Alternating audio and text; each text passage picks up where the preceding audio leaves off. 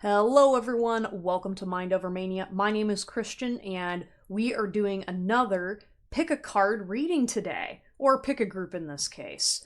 Today's topic is going to be how to reclaim your personal power. All of the messages that we're channeling from Spirit in your spirit guides today are going to be revolving around how do you find your voice, how do you take action, and how do you reclaim energies that have either been lost to you, you've forgotten, or maybe you were just unaware of what you had. Oddly enough, I was supposed to have 4 piles. However, for some reason, my spirit guide team told me that pile number 4 is going to be like a combo reading. So I don't know if 4 is going to be a 2 readings in one, I'm not sure, but my sword and my axe earrings wanted to come out together, and I'm not sure what the energy is going to be about, but it's going to be exciting. Anyways, though, we have group number 1 with the orange earring. We have group number 2 with the tiny llama unicorn earring. I don't know if you guys can see that in the lighting. Group number 3, which is the leaf earring. And number 4, as you can clearly tell, they are swords, a sword and a battle axe. They technically came as a set with 2 separate matching pairs, but opposites attract in that pile. Anyways, in order to select your pile, as always, take a couple deep breaths, put both feet firmly on the ground, relax, and allow your intuition to help guide you to whichever pile you feel drawn towards. Usually your gut instinct is the right one. However, sometimes if you receive a number in your mind or a message that comes out through your voice, I always trust that too. Anyways, guys, please make sure that you like and subscribe to support my YouTube channel. I really appreciate it. And if you're interested in booking a personal reading with me, please check out the links in the description below. Anyways, I will see you at your pile. See ya. Hello, everyone. You have chosen pile number 1 with the orange earring. I'm already going to tell you guys right off the bat, this is the procrastination group. This is the group that has to make sure everything is ready before starting, okay? It was funny because while I was rearranging things, I was like, okay, this needs to be here. I need to take a sip of my drink. Ooh, the drink doesn't taste quite right, and am I going to include that in the reading or not? I don't know. It's almost like for this pile in particular, you guys are a little maybe scattered or frantic. This may be the ADHD group, or maybe not even just ADHD. This is the over-prepared / under-prepared at the same time, where maybe you stress about details that aren't as important, or you don't stress enough about the important details. And I think for coming together within yourself, this group just deserves a little bit of a break. Interestingly enough, I know I haven't pulled the cards yet, but as I was sitting here trying to get everything together, I just paused, took a little breath, and said, okay, it really doesn't matter. The message is going to come out the way it needs to. You always do fine, so why are you nervous this time? And I think that is also a misnomer for you guys. Pile number 1 is you guys feel like the group that you have plenty of power inside of you, and yet you're getting nervous. You know, it's like I'm looking at my Archangel Michael statue here, if you want to take a look and check him out. It's like I'm looking at Archangel Michael, and I just want to remind you guys that you are protected, you are safe, you are so much stronger than you give yourself credit for. It's just that you haven't acknowledged the power within you, and also the power your spirit guides will grant you when you step back and let spirit take care of things. I feel like you guys also get taken advantage of a lot as well. And I don't know why, but for some reason, I just want to keep talking. And it's interesting because normally I'm all about, like, I want to pull the cards really fast, I want to show you guys, but specifically for you guys, group number 1, I feel like because you're disconnected from your root chakra, your throat chakra is going to help realign you back. And what I mean by that is, if you have not been using your voice or your vocal cords for something, please, please, please, please, please start exercising your voice. Start making noises. I don't know if some of you guys, if you're autistic or whatever, do your vocal stimming. just try to really release some of the things going inside you by talking about them. Even if it's by talking with a close friend. Some of you guys really need to start learning how to open up to other people, and that's fine. Take what resonates, but I do feel like there's something you guys are not sharing about yourself with others that would be really, really useful if other people knew that about you. Maybe for those people that didn't understand or are unaware of what your living situation is like, or maybe there's something about the way you talk. If you were able to explain yourself better, it's like, okay, I almost caught myself right there. It's like the issue isn't you explaining yourself better. It's the fact that you're just not in the right crowd, or you don't have the right audience. And so that's where I feel like there's almost like this back and forth that's constantly inside of your head. My eyes are getting drawn to like the Sonic the Hedgehog here, where I'm just thinking of being like, hey, I'm just a cool guy trying to exist, you know? And then Dr. Eggman comes in and tries to, you know, hurt my friends and do all this other stuff. Yeah, man, my ADHD is all over the place. But yeah, making sure you guys are releasing the stigma and the trauma you have with your ADHD. It's almost like you guys, maybe you had maybe a scrambled childhood, or maybe like you were like a normal kid, but due to circumstances that were beyond your control, maybe poverty, maybe different things going on in your home life, it caused your brain to kind of shift a little bit. It caused you to be unable to focus and have confidence. And I think what you're not realizing as an adult is like who you are inherently is like you're still a healthy person. It's just that you never got the clarity of why you weren't fitting in with other people. You never understood why your parents reacted a certain kind of way around other people, and maybe you took things out in a certain kind of way that they didn't know how to explain to you what was going on. There wasn't a lot of education about ADHD symptoms, autism, mental health, or just kids in general. They're like, oh, hey, this is a troublemaker kid, when really that child just didn't have the way to communicate their needs. And so as an adult, you freak out when you share things because you're afraid that, oh my gosh, I'm going to get in trouble, or oh, this is going to happen, when really neurotypical people don't like you off the bat, so they really don't engage with you in a positive light anyway. And for the rest of the people that are willing to engage with you, you focus on your shortcomings. It was almost like I just felt like clamming up. So again, back to you guys about reclaiming your power and how to do that. I'm seeing that you guys just need to talk yourself through it. Maybe talk to yourself in the mirror. I'm feeling like maybe monitoring your language or the words you speak, and not be so hypercritical of yourself. Some of you guys got really nasty inner critics, but some of it, that voice doesn't even belong to you. But others of it, it's almost like you don't understand what's the difference between criticism and bullying.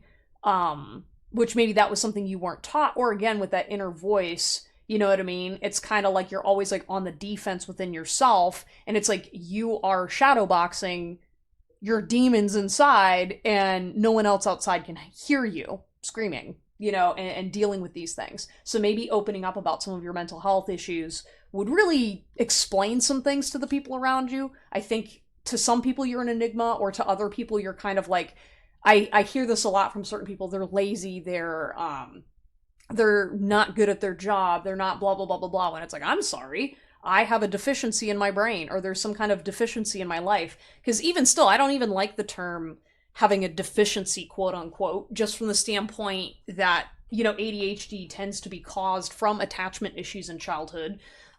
First of all, there's a lot of sensitivity things that were not problems prior to modern day living. There's a whole lot of explanations for why a specific demographic of people is struggling in modern day living, and it has nothing to do with them being inherently dysfunctional. If anything, neurotypical ones are the people that are trying to oppress and push the autistic people away because they can't understand them and they don't care to. And again, even if you don't identify with those labels, or you've been misdiagnosed with a mental illness that maybe you don't actually have, because there's some of the people in this audience too. I don't know why I'm getting the vibe of, it's like, oh yeah, my parents were screwed up, and because I wasn't compliant, I projected all my stuff onto you, and then I caused you to fight yourself, right? So part of your journey, pile number one, about reclaiming your voice and reclaiming your life, is literally as I said, tied to your voice, but understanding your voice, okay? And understanding the voices of other people. When you don't have a great communication with your inner world, it's a lot harder to relate to people outside of you, especially as you get older, and engage with the world, because there's a lot of toxic things that go on as you get older. There's a lot of great things that happen too. There's a lot of opportunity to heal, but the problem is when you get older and as you age, one, your brain stops developing, okay? So, there will be a certain threshold when your brain will not develop anymore, and so you got to work with what you got. The other piece of this, unfortunately, is not everybody gets healthier with age. There's a lot of folks that, for example, if you've been struggling with different things in life, or maybe no one ever checked you on certain things, by the time you're in your 30s, 40s, when you get older, it's a lot harder to change these habits, okay? And also, too, there are people out there that, after you've seen the world the way that it is, it's a lot harder to stay positive and optimistic. So part of finding your voice is acknowledging the things that are going on inside, putting words to them, and connecting the dots. So it's going to be a lot faster to get help whenever you do need something. Again, I don't know if this group is at risk for Alzheimer's, or maybe you guys are just at risk for memory loss or being unable to communicate whenever bad things happen. I just feel like part of you guys' safety net, you need to acknowledge your voice being a very, very strong indicator, especially communicating to other people when something's wrong or when something's going right. Because I feel too, sometimes you guys, group number one, people don't always know when things are going well for you because you're always talking about your negative, or maybe they just don't know how to see you right. Even like some of the ADHD people, I feel like you guys are like, oh yeah, I'm friends with other ADHD people and we're similar and blah, blah, blah, blah, blah, but I always feel like I'm struggling. And it's like, well, some of the reason you're struggling isn't necessarily because of the ADHD.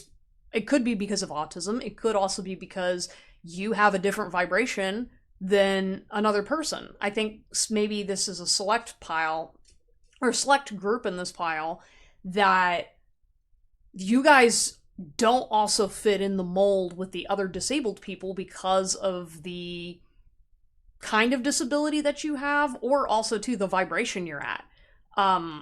Take what resonates, but I do feel like there's like a certain set of this group that I'm like, you guys are just very psychically in tune. Like, y'all are very bright and shiny. I'm like feeling the energy heat up. Holy cow. And because you're very bright and shiny, that has nothing to do with the ADHD and the autism and all the other stuff. That is why you can't fit in, is because when you are trying to squish high vibrational stuff into a human form, the only way you're going to manage it appropriately is integration, self-care, and acknowledging that change of frequency as you heal. Again, especially when you're just very high energy. Everybody's different. And I don't want it to be high vibrational in the sense of like, oh, you're better than somebody else. It's like, no, it's just that if you're like, think of Sonic the Hedgehog here. He is running around at the speed of light. He's the fastest hedgehog out there, and he's out there kicking butt and whatever, but he's the fastest hedgehog out there. So he is not going to be always running all the time, but he is at a different level than the other hedgehogs out there. And that's just who he is. And he owns it and accepts it. And that's something that, for a bunch of you guys, you might be sitting there going like, well, why don't I experience these same problems that the other ADHD or other folks that I'm similar to? I'm also seeing a little bit of a creative crowd here as well. It's like, why don't I fit into those people? Why don't I get depressed the same way? Why am I still able to keep going and have energy? It's like, because you have the vibrational energy, because it's inherent in you, and you're destined for things. And so Spirit's not going to let you fail when you're on to bigger and better things. And that's not I'm better than somebody else. It's like, no, this is the path we chose, and this is the path you continue to choose. And that's why your frequency led you to me, because I'm not going to sugarcoat things for you. And I feel like that's how this group is too. You guys definitely know when something's right for you and when something's wrong for you. You can probably watch this reading and say, okay, I agree with some of these things Christian said. Here's some other things I don't necessarily agree, but overall, I can still have a conversation with this person and engage with them. Like, you guys seem really down to earth and grounded. And my eyes keep getting drawn to Archangel Michael, so maybe that's a guardian angel or a sign for you. But Archangel Michael's a really cool entity to work with as well, for protection. So again, you guys are safe, you're divinely protected, and you're going places. So own the power that you have. I'm focused on Archangel Michael's sword right now, and I feel like you're learning how to wield your power, right? But it's interesting because even though he has a sword, I'm not really feeling you guys are, you're not big into violence, or maybe, maybe some verbal violence. Maybe that was the old you, but I feel now you're very cognizant of your abilities. You want to make an impact and a difference, and you understand that not everybody with a sword is a bad person, and not everyone with a sword is a good person, and when it comes to like battling in certain either social situations, financial situations, whatever battle it is, you have to choose wisely how you approach it. You're not going to,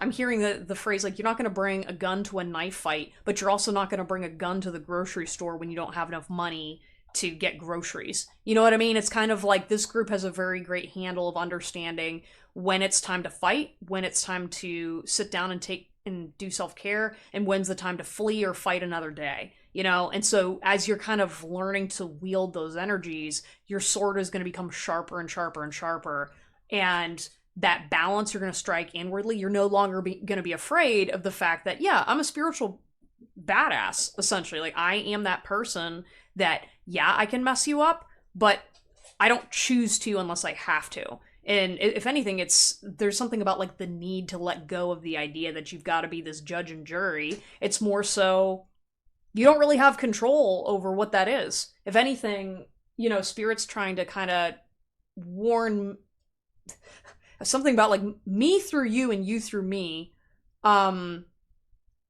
Basically that the more you try to implement the judge in your life and your situations, romantic situations, partnerships, any sort of like really close relationship, that energy is going to backfire as you escalate and become more powerful.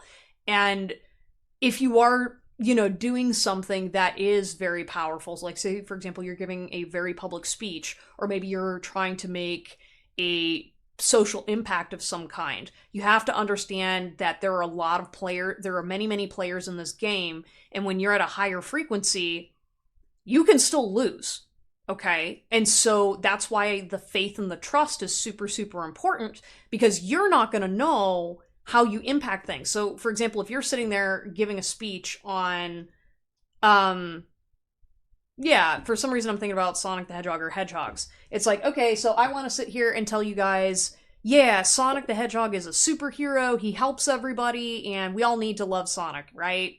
Fastest hedgehog out there. But when it comes to the audience that's listening, not everybody cares about Sonic the Hedgehog. Half of you might not even know who that is. And so if I'm communicating something to you, it's a lot easier for me to say, hey, let me talk about superheroes and supervillains instead of Sonic the Hedgehog. Because superhero and supervillain is a much more general term that has more impact versus me talking about something that I'm super passionate about. Now, some people will get it, but you have to know your audience, and that's where you have to trust that Spirit knows how to dictate your words and actions in a way that either benefits other people or does the due diligence and justice for other people. Because I'm pretty sure, for some reason I'm kind of avoiding this energy, and maybe you guys are too, where it's like you were that judge and jury for people in a negative way, and you have to acknowledge and release the shame from the impacts that you did, because we're all human beings, and especially powerful people and, powerful beings, you can still make mistakes and hurt people, but you have to acknowledge that you're also a human being. Oh. And things happen. See? Everybody say hello to Moose, my new cat. The other piece to this is understanding that you're never going to know how you truly impact another person. You don't have true control over it. You can try to make yourself and dress yourself in a certain kind of way. You can try to talk and act a certain kind of way, but deep down inside, everyone knows your vibration. Okay, you can't fake that. And if you're trying to appear in some way that's not in alignment with your truth, the more powerful you become, the more obvious it becomes that you are not living in and speaking authentically, and it's going to turn a lot of people off. So anyways, guys, I need to keep this a bit short, but if you're interested in talking to me further about this, please book a session with me. Give me a thumbs up on the video, comment, and ask questions and whatnot. I want to get some of the engagement going. And yeah, hoping sometime soon you'll hear me talking about stuff. You can come back and look at this legacy video in a couple years and go, wow. I never knew that that's what I was going to be doing and saying, but hey, here we are, just living in Austin, living life. Drinking my tea and hanging out with my cat. And you guys. I guess like a final message for you guys, group number 1. You guys just need to acknowledge that your journey is a beautiful one. Even in the good, even in the bad, all of it is beautiful and divinely orchestrated. You don't have to keep worrying about, did I say the wrong thing? Did I say the right thing? It's like, yeah, you can say the wrong thing and you can say the right thing. Both can be simultaneously true. And you're still loved. And make sure that you focus on the flowers, on the beautiful things. Make sure that you are loving yourself, especially at this time, and allow whatever needs to be, because it's all working out in divine timing. So don't stress about it. Whatever's on your mind, just relax. Be in a slightly discombobulated state, and enjoy the ride, guys. Anyways, I will see you all next time. Take care.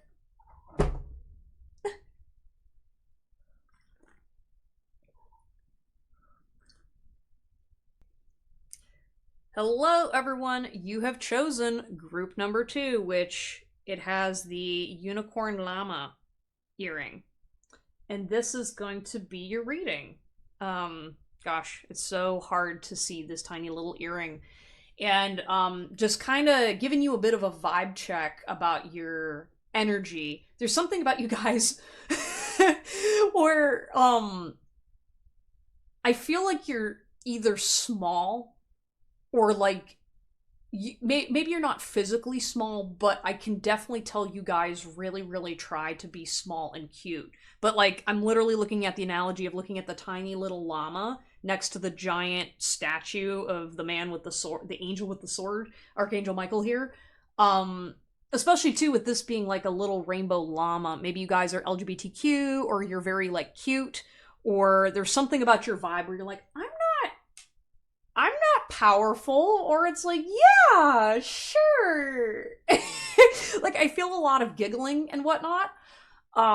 So maybe for you guys, group number 2, I'm just definitely feeling like this personal power is not, I don't think the reading's going to go the way that you expected, or maybe there's something about you that's just very, very, like, relatable, unrelatable, or unexpected. Like, you guys are the type of person that, like, you show up to the party or the grocery store and you're dressed in a very specific, odd way, and you find out, like, at first everyone's like, oh no, it's another one of those weird people that are, like, showing up in a furry costume or doing this other thing, and then they talk to you and you're the most grounded, intelligent person in the whole room, and they're like, wow, I completely misjudged this person. You're like, yep, I know, but I also knew you were gonna forgive me. It's super interesting because you guys are so smart and so, like, intellectual with your power. And I think that's kind of why you're kind of cutesy, because you're trying to not scare people. Or maybe there's something about you that you're just like, man, I know I'm blessed, and I know I look cute, or I know that, or you guys just really want to be comfortable, But I think that does kind of, okay, it does, but it doesn't block your power. Oh my gosh, you guys are so conflicted. I'm seeing like this. Anyways, we're gonna pull some cards to kind of get some messages from Spirit about like how to reclaim your power and to find it, because I feel like group number 1, they're on a mission. They're kind of like, they're already kind of in their power, versus this group. You guys are kind of like, I don't know what empowerment means. Or like there's something about this version of yourself that hasn't come out yet that you're kind of like, oh god, like maybe you're either shy about your nerdiness, or maybe there's like a person in your life that you're always like in the shadow. So like I definitely see like maybe you were like the theater kid that never got the lead role, but like if I put you in front of a microphone, you'd be making everybody laugh. There's something about the city. So I don't know if you're like a city person, or there's something about like you just, there's a little bit of rambling energy to kind of deflect and avoid things. Yeah, I just feel like you guys are like, no, that's not me. That's not me. I'm cute. I'm small. I'm pretty. I'm like, I don't do this sort of stuff, or I don't talk that way, or like, yeah, the energy's kind of shifting a little bit, where it's almost like maybe you went through some kind of a transformation in your past where you're like, okay, I finally reclaimed my femininity, right? Like you guys are feeling really good and powerful. Maybe some of you guys like got popular. Oh my gosh, I just want to like keep pulling cards. Like, again, I'm feeling like never ending compliments that other people have for you. And like, I just want to talk to you for hours and I can't stop. Yeah, maybe some of you guys have anxiety. I know one thing for reclaiming your power, you definitely need to get grounded, because like this whole pile, I'm like, I don't want to put my feet on the ground. And it's like, that's tied to your whimsy, where you're thinking, oh, I'm just being like airheaded, or I'm just like, yeah, I'm just a girl, ha ha ha. But like really, it's like, no, you're avoiding getting grounded and being serious. Or there's something about like, you're afraid of like getting hysterical, when I'm like, okay, no offense, you guys, yeah, pile number 2, you guys are not going to get hysterical if you get grounded.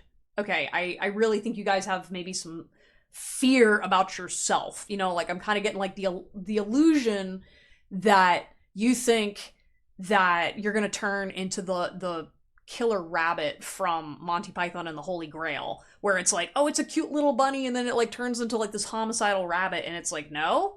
Even if you got a mental illness, or if you've got other things going on, like you're not going to become a serial killer for taking care of yourself and to stepping into your power. If anything, I feel like maybe you were around actual serial killers who projected that onto you, or like there's just some kind of energy of like really, maybe you grew up around some really toxic, violent people, or like energies, and like you were just like, ha ha ha, I'm gonna laugh way through it, hee. You're like, I literally see you guys being like these kids that are just like skipping through minefields, and you have no idea it's a minefield, and all the parents are like, oh my god, Jimmy, and you're just like, ha ha ha, like, yeah, yeah, I do feel like you guys, there's like a seriousness undertone that you're kind of like avoiding the seriousness because you just want to have fun with life, because I think you kind of always knew there was a minefield. So you just learned, if I keep skipping, I'm not going to step on a mine, but when you're out of the minefield, you have to stop skipping at some point. Anyways, I'm going to go ahead and flip over the cards. I'll try to keep this quick, because you guys got a lot, and some of y'all are a little bit motor mouths, and it's okay to talk, find your voice, but use discretion on when you can, and if you just sometimes need to stop and talk to yourself when you get the zoomies. Or and more so in a self-control way, not in a like shaming way, but more in like a, oh my gosh, you sometimes do need to breathe. Okay, love me dearest, love me true, let my heart always make its home in you. Yeah, you gotta love yourself, man. Group number 2, like sometimes you guys are a little like dismissive of yourself. Again, there's kind of like that, ah ha ha, I'm just kind of, you know, not like dumb, I'm just happy, or it's like, it's kind of like this energy of, it's like, yeah, and it's like, hey, like, I know we all gotta wear social masks sometime, but like, you don't need to beat yourself up while wearing the mask. It's kind of like going to a masquerade party and then sitting there hating yourself because you're wearing a mask, even though everyone else is wearing a mask too. It's like, no shit. It's like, I know you're a sparkly unicorn. You can't hide the fact that you're a sparkly unicorn. You're attractive and you're safe. You know, some of you guys, maybe it's a safety issue, that's why you felt that way in the past, but now it's like, okay, well, hey, If I look over there and I see that person being abusive towards that other person or talking in a certain kind of way, I'm not going to talk like that, so I don't attract that person. And two, I'm going to stay away from basically people that treat me poorly. Yeah. Some of you guys, for some reason, I was like, you're not gonna like avoid men, but I think there's like this energy of like, you're gonna start seeing and noticing patterns that you didn't before after you get your power back, and you're gonna go, oh no, nope, nope, nope. I'm basically only gonna hang out with like this small percentage of people in my spare time, and then everybody else gets a mask. Please don't ever change. Oh, okay, your spirit guide team. They are so adamant about this. Your spirit guides are like, please don't ever change. For the love of God, don't change. We made you this way so you could be the sparkly unicorn llama. Okay? Like, can you imagine like watching a Disney movie and watching the lovable, adorable characters sitting there hating themselves through the whole movie? Like, that would just break your heart, you know? Like, you bring the Disney back into people's lives, you know? It's like maybe you've got a little bit of a childlike wonder to you, but like you're still an adult, you're still smart, you pay your bills. So it's nobody else's it's nobody else's issue if you just so happen to live a different lifestyle than everybody else.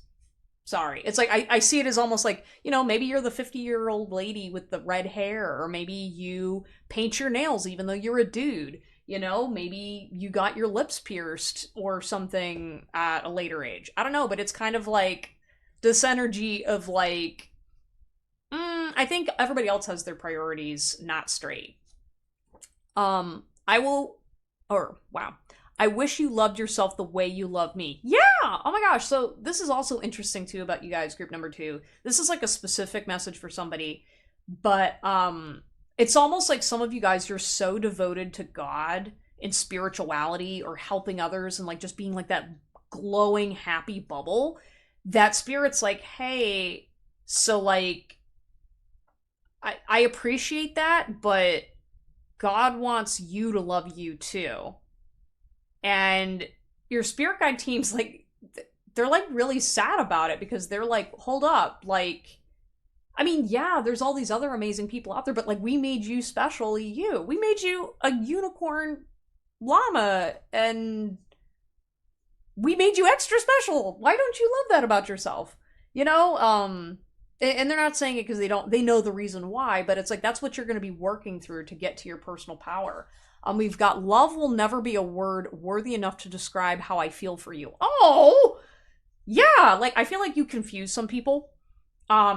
And, maybe you grew up around people that I love you was not the love language. Maybe the love language was toxic and narcissistic. Maybe the love language was, I'm not going to tell you I love you, but I'm going to buy you your favorite snack, and leave it on the counter in the kitchen after a fight or just 'cause I love you, I feel like because you confuse people, you don't always hear the words, I love you, but you need to start seeing it around you in the ways that people show up for you or the ways that people acknowledge you. Or maybe like, this is kind of funny, but some of you guys, it's like maybe you guys have a very unique artistic style or like you get copycats, group number 2. And so what happens is like you go do something cool and then people are like, I like that idea. And then they go take it and do something on their own. And maybe you used to get jealous about it, but now you kind of take it from the energy of like, it's because they like me.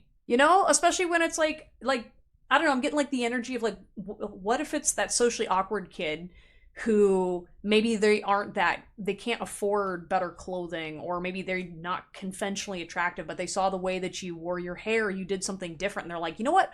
I'm gonna do that. And it makes them feel good. Like, you guys have that energy where it's like, you're sitting there kind of going like, who, me? And I'm like, yeah, you. Like, you inspire people. Love means nothing when you enter a room. I'm beyond complete with you around. Yeah, you guys know how to influence a room. And, gosh, I don't know. I feel like you guys are like all blushing and like, tee, but it's like, no, like, there's like this, I don't know. I feel like there's a little bit of a stubbornness in this group where it's like, why won't you let me love you? Like, oh my gosh. I don't know. It's like, you're not that quirky and weird. Like, why are you fighting this? Yeah, because it's like you literally light up a room. Again, like, you don't have to be the best person in the room or whatever I don't know, like you guys are just you. Like all you gotta do is show up and everybody's immediately happier. Know your worth. You calm my demons. You remind me I'm not a monster inside. Oh gosh. Yeah, so this group, maybe a couple of you, maybe you've dealt like or dated or dealt with the very depressed person because you used to be like, I'm gonna light up everybody's darkness and bring light and shining into the world. And yeah, you guys attract some really dark, shadowy people. Maybe not so much anymore, you kind of learned. But I do feel like you've had to cut some people's heads off to find yourself and reclaim your soft squishiness. And just understand that you're not a monster on the inside, and you also help calm the demons of the people that are not the crazy toxic ones. Maybe you're only focused on them sometimes because it's like, yeah, you know, stalkers and all that other stuff pop up. But for you guys, it's like, it's interesting because it's almost like I see like the quiet, shy guy in the movies. He's like not quite the alt guy, but like kind of like that protagonist energy in a movie where he's like sitting there kind of like watching you and he's like looking at the girl of his dreams from afar, and he's like, I know I'm never gonna get a chance with that girl, but damn, like, I think about her all the time, and she's my hero, and like, it's so cute. Like, I feel like, again, you guys might not necessarily be female-bodied or female energy and whatnot, but I definitely feel like, regardless if you're a man or woman or somewhere in between, you guys attract men, and a certain kind of man that's very romantic. This is so cute, like, but this person's like very like flustered and shy and doesn't really tell you guys to your face. So yeah, I feel like maybe you guys just needed a hype up. I don't know, I apologize, I feel like I'm rambling, but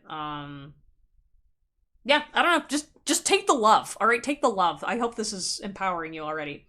I can't stop loving you, and I don't want to ever stop. Oh, I feel like that's like all these people that just want to like dote on you all the time, and you're like, hee hee, I don't get it. How many ways can I say I love you? One will never be enough. That kind of confirms what I said earlier. Don't worry, it's my love you're feeling. Yeah, some of you guys are doubting your intuition whenever you can tell if a person loves you or not. And now be discerning, you know, because obviously if someone's being abusive and toxic to other people, they don't like you authentically. But you know, for a lot of you guys, it's almost like take the compliments. You know, take the fact that people show up and do things for you, that you're successful and people want to get to know you. That means people like you. Like, it's not like, you know, people aren't messing with your head. Like, people do genuinely like you for you. And they just like your energy without you needing to try. You know, it's like, okay, maybe your hair wasn't the best one day, but like no one's gonna sit there and go like, oh man, screw pile number 2, they're awful because their hair is a little bit messy. If anything, some people like your quirks. They like that you're not always put together because it makes them feel more human and can accept their humanness. Oh, okay, like, I want to compliment you guys. I feel like you do this to people. Oh, say the words I love you and I'll come running. Yeah, oh my god, like, if you just said, hey, Michael. I don't know, I just saw that, I was like, Michael, I'm absolutely in love with you. Come get it, honey. Like, if you just, like, called out someone by name, that person would be in your DMs the moment you said, yep, I'm in love with you, come get me. Like, this is so cute. Oh. Yeah, how is this reclaiming your power? I think it's, yeah, all of this is just about, like, accepting the love people are sending you. Like, you don't have to do anything.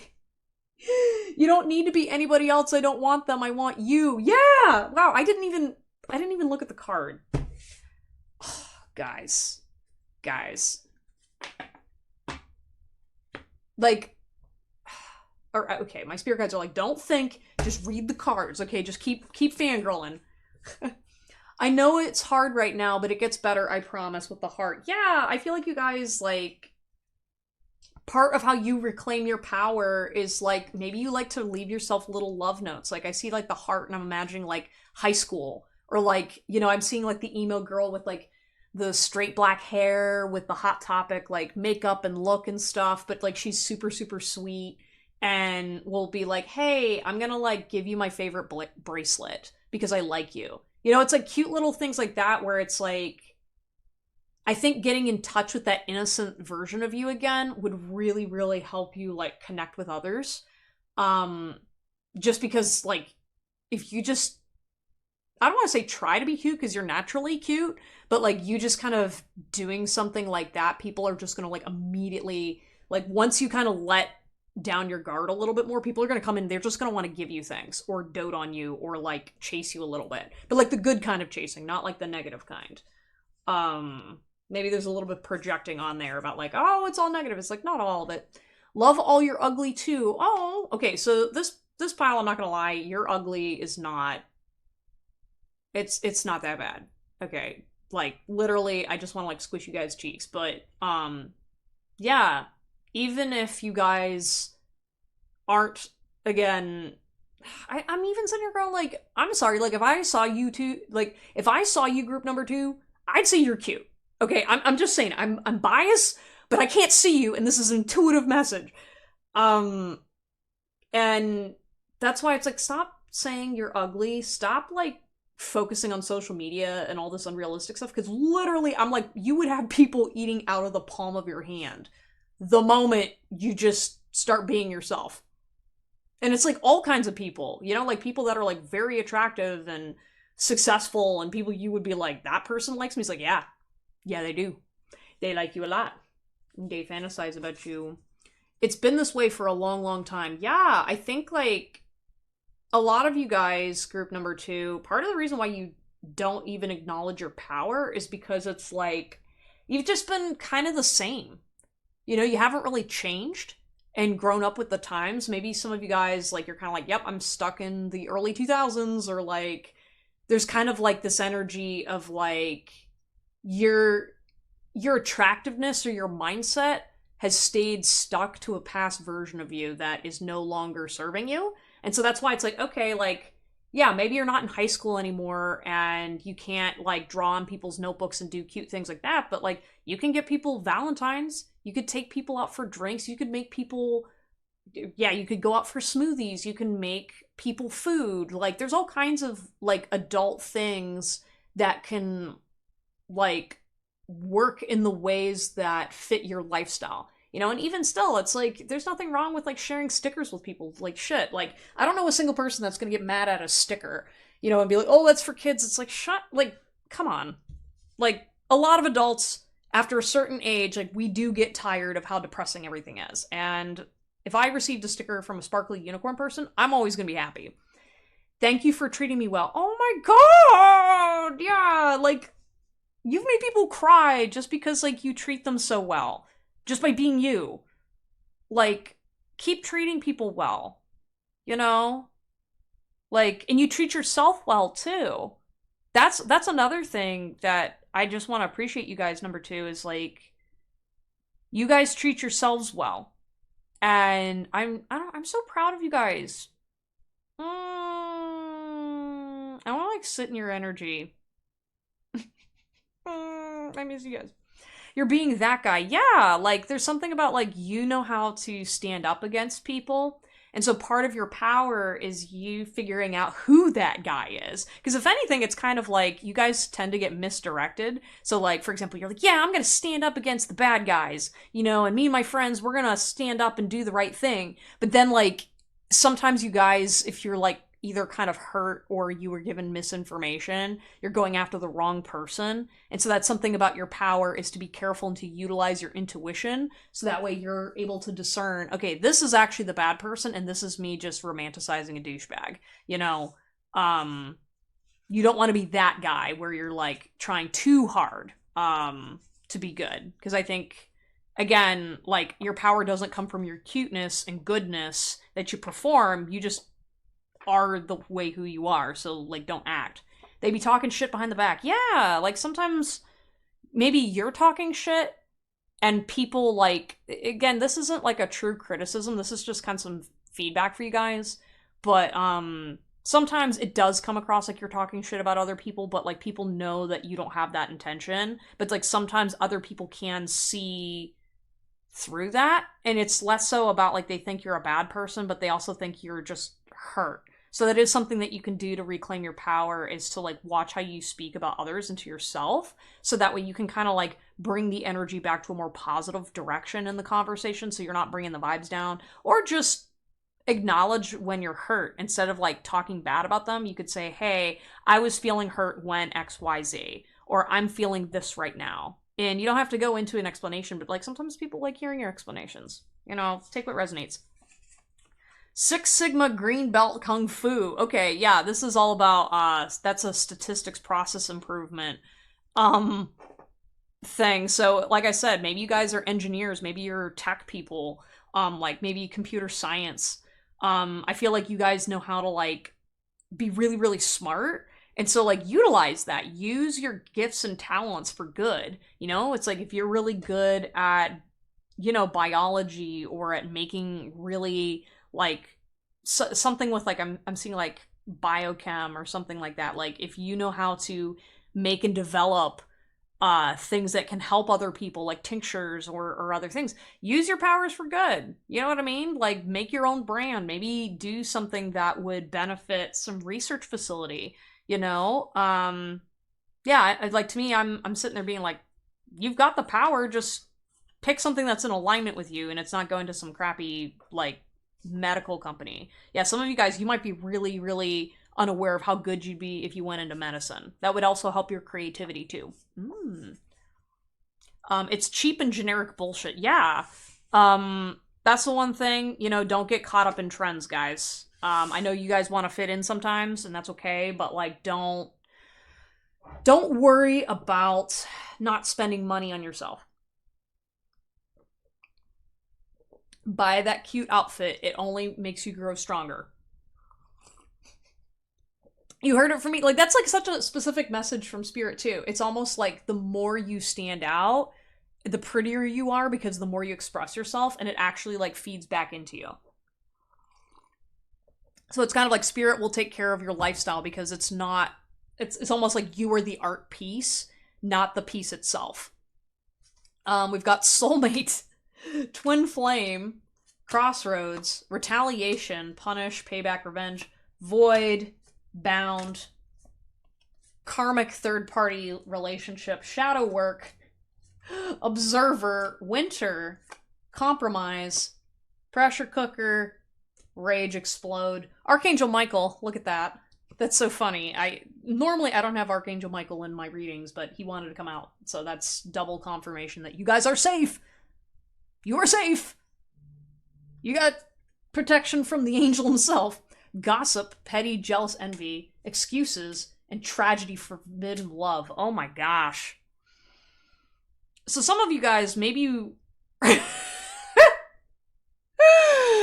Oh no. Okay, this is me some tea, because I'm sitting here like, oh, I gotta sip the tea with this one. I don't know if you guys, like, maybe hurt a celebrity, or, like, talk trash. I don't know, there's kind of, like, this energy of, there's been shit-talking, or some kind of, like, a back and forth that was a little, like, dramatic. Something about a tragedy. So for you guys, like, bringing it back to reclaiming your power, a lot of this energy just feels like noise. Okay, I'm seeing with this winter, maybe you guys are still in like a wintry phase in your life where you're kind of still like feeling a bit stagnant, things are slow moving. You gotta compromise with yourself and with your body to understand that right now is a resting time. Take advantage of that and use that healing power for good, instead of trying to force yourself to be someone you're not right now. With that pressure cooker, you have to be aware of when you're... It's almost like the cutesy thing, or like being like the good, happy-go-lucky person all the time, is turning you into a pressure cooker.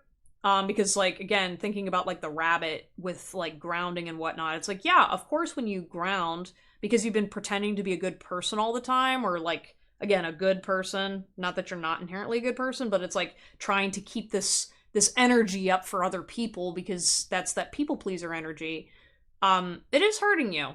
And with, like, the gossip, the excuses, there's just, like, a lot of, like, voices that are kind of in your head that you need to just start, like, casting them out. Like, keep other people's voices to themselves and focus on your own path. Even though I know it feels scary, and I know you guys feel safe in a group of friends, or having a close best friend, or a boyfriend, or a girlfriend, with the shadow work, I think it's time you guys start actually looking at your shadows and understanding that, like, yeah, sometimes a sparkly llama earring, yeah, it's something that you bought at Claire's. No, it's not worth a lot of money. And it brings you joy. So why is a piece of you focusing on the fact that, yeah, this jewelry came from Claire's? And maybe it's not the expensive thing that you wanted earlier. Or maybe, yeah, some people will make fun of you and say, oh, that's lame, or that's, like, you know, not cool. But, like, I don't know. Who cares if people think you're lame? Who cares if they don't understand what you're all about? You know? Because if you're getting joy out of something that's authentic, then what does it matter if it's made of plastic? Especially if it's the only thing you can afford. You know, who cares? There's a lot of joy to be had with very simple things and pleasures, especially when you're creative. Like, you took nothing and made something beautiful out of it. With this observer card, you need to stop watching other people's tarot readings. I mean, that's kind of biased, but it's almost like you are kind of like, this group can definitely be like the cyber stalker group, like, where you're just like, all right, I'm always kind of watching, like, oh my gosh, like, what's the latest news on him? Or like, what's going on with my ex? Or like, what's going on with my ex? What's going on with my ex? Or it's like, kind of like you think about things that cause your spirit guide team to like roll their eyes. And they're just kind of like, listen, like, let us do the watching on this situation and you keep being cute and do your fun things. You know what I mean? It's almost like I see them just wanting to pat your head and be like, hey, it's time to let it go. Turn off the TV and go do something fun. You know, go skateboarding, go do something that you wouldn't expect. And you never know, with this twin flame card, maybe that's how you're going to find somebody important to you. You know, when you stop ruminating about your tragic past, the tragedy that happened recently. Like, it's almost like, it's weird because, like, with this tragedy, it's covering up the crossroads. And it's like, you made a choice. Regardless of who made that choice, a choice or decision brought things to a conclusion, and you no longer have control over who you were. All bets are off now. And again, with like this soulmate card, like, he's coming back to you in a positive way. Hopefully for the better and for good now. So I don't know if that's confirmation for somebody, but it's almost like it could be in reference to energy as well. So for example, with this being about you empowering yourself, right? Yeah, maybe you guys have a hard time like bringing things back to you because you're always like looking at the external instead of on yourself. But I do think your soulmate or the person you're searching for is important to your story. And it's just understanding what does that masculine energy truly feel like and acknowledging when you're out of balance first. And like all that rage and whatever, it's like you need to be in balance with your own masculine energy in order to receive a more viable masculine partner, not this toxic ex douchebag guy. Yeah, I don't know. I feel like someone really great's going to be coming your way, group number 2. And Spirit just wants to say, hey, it's coming. Don't worry. And it's not even just going to be like one person. It's like with this third party, like I feel like there's just going to be so much more coming your way when you start letting go of past situations and start just embracing the fact that, yeah, shit's fucked. So what I'm going to do is I'm going to put my cat ears on and I'm going to have a good time because I'm an adult and this stuff is BS. Always looking like a cookie cutter from everyone else is BS. Especially when there's a lot of beautiful things and beautiful people out there that are different and should be different and remain that way. Just don't go about trying to punish people and whatever. Yeah, just don't get too hardcore in the BDSM community, okay? Anyways, guys, that was a long reading. I apologize, but you know what? You guys deserved all the extra love. Okay, thank you guys so much for hanging out. If you enjoyed this reading, please like and subscribe, comment down below. If you would like to book a personal reading with me, feel free to reach out via the links in the description. Yeah. Anyways, thank you guys again, and I will see you all next time. Take care.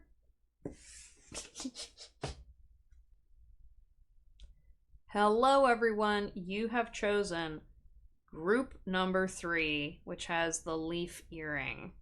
All right, and this is going to be your message today about how to reclaim your personal power. Oh, wow. Okay, so this group, number 3, you guys, I can tell you're the most mature pile out of all of these other piles. Maybe you guys are parents. Maybe you guys have a lot of responsibility. Maybe you are just a little bit more serious. I do see you guys liking quality things, so maybe you're the type of person that you want to go out and instead of going out and spending money on drinks, you're going to go out to a vineyard and sit and talk about the stock market with somebody or talk about house improvements and other things like that. I don't know. I just feel like you're a very responsible person. And I feel like, if anything, the energy of reclaiming your power feels more so to do with. All right, I'm going to be straight with y'all. It feels like a false definition of power. I feel like your version of what made you powerful in the past, group number 3, was like beauty or like aesthetics or like fitting in with the crowd. Or I feel like this group, maybe you guys were raised conservative or maybe just more traditional culture where you felt like, okay, I needed to be making XYZ amount of money, and that's how I knew that I was succeeding in life. I'm not like the irresponsible people over there, but you're feeling unfulfilled, you're feeling lackluster, or you're feeling like you lost youth. You know, even if maybe you guys are young people, I feel like maybe you tell people you're an old soul, or you're kind of just like, yep, I was the eldest, I was the responsible one. With this Archangel Michael here, it definitely feels like you were other people's guardian angels all the time, so you're always looking out and protecting other people, and you do a good job of it too. It's not like you're coming in and imposing authority on people because you just want control. You actually know what you're saying is being responsible, you know. I really want to compliment you guys, because I feel like sometimes you feel like you're not enough or you're not doing the right things or the right way, when really it's like, you guys, you are way ahead of a lot of people. Like the last 2 groups, a lot of them were really dealing with a lot of turmoil and churn, and you guys, you're pretty stable. I don't know if you guys are Capricorn, Taurus, pulling the astrology in there. But anyways, thank you guys for participating. I'm gonna go ahead and pull some cards to see what Spirit has to say about helping you reclaim your power. Automatically, I'm like, you guys just need to have a little bit more fun, or like stop and smell the roses. Maybe you guys aren't like quote unquote ridiculous like other people, or sometimes, you know, when I'm doing my thing, you're like, wow, this person's kind of silly. I would never do that. What I feel though is it's more so you guys should try to include things in your life that brighten things up. So maybe, for example, you are used to a certain type of color scheme, or like you don't do bright, flashy colors. There's ways of including this new energy into your life that it seems like for you guys, it's going to be subtle, gradual changes into your power. And it's not like, for example, if you know who Tony Robbins is, he's a motivational speaker. He's very much about like, get up and go out there and do all that stuff. Nah, that's not y'all. You guys, how your empowerment flows is through the subtle day-to-day living. Like, it's almost like I see you guys, like, say you started a business a long time ago, and now you're here, like, a decade later, and you're thinking to yourself, you know how I know I made it? I know that whenever I open my pantry, I've got food in there. And not just food, I've got, like, good food. Like, I've got the organic stuff. Whenever I go to make my coffee or my tea, I have the quality of tea and coffee that I desire. And not everything in your life is probably, you know, super fancy or whatever, but the things that you care about are there. And that's how you are sitting there telling yourself, I'm responsible, I am taking care of myself, and my power comes from my authentic lived experience and not trying to fit into like a form or a type. And even if you do still consider other things to be ridiculous, it's almost like I feel like you guys are striking the balance between how your creativity is expressed, and it doesn't necessarily fit into like the artistic, traditional way. You know what I mean? It's like maybe you love interior decorating and maybe it's not like something flashy, but it's still unique to you. I don't know, you're so sophisticated. Like, I think that's where your power lies too, is owning your sophistication. Because some of you guys, again, maybe due to your upbringing, you're kind of used to like, well, I have to fit into these certain molds or categories, or like, I see almost like, yeah, I'm kind of critical about this person's outfit or about this sort of design.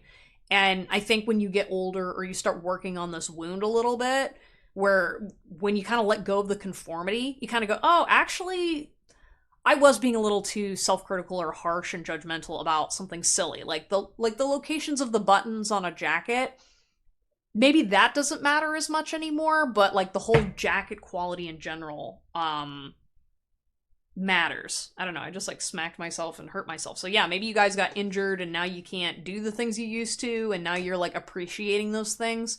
Or maybe you just lost the ability to perceive things like you used to.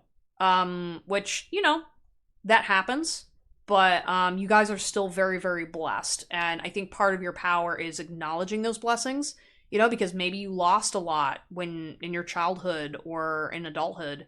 I think being able to reclaim your power is half of just being able to enjoy having a nice cup of coffee and saying, you know what, even if everything else went to shit today, I'm able to sit and love myself anyway. You know, that's where your power is coming through. Anyways, here are the messages from Spirit. We've got divine timing.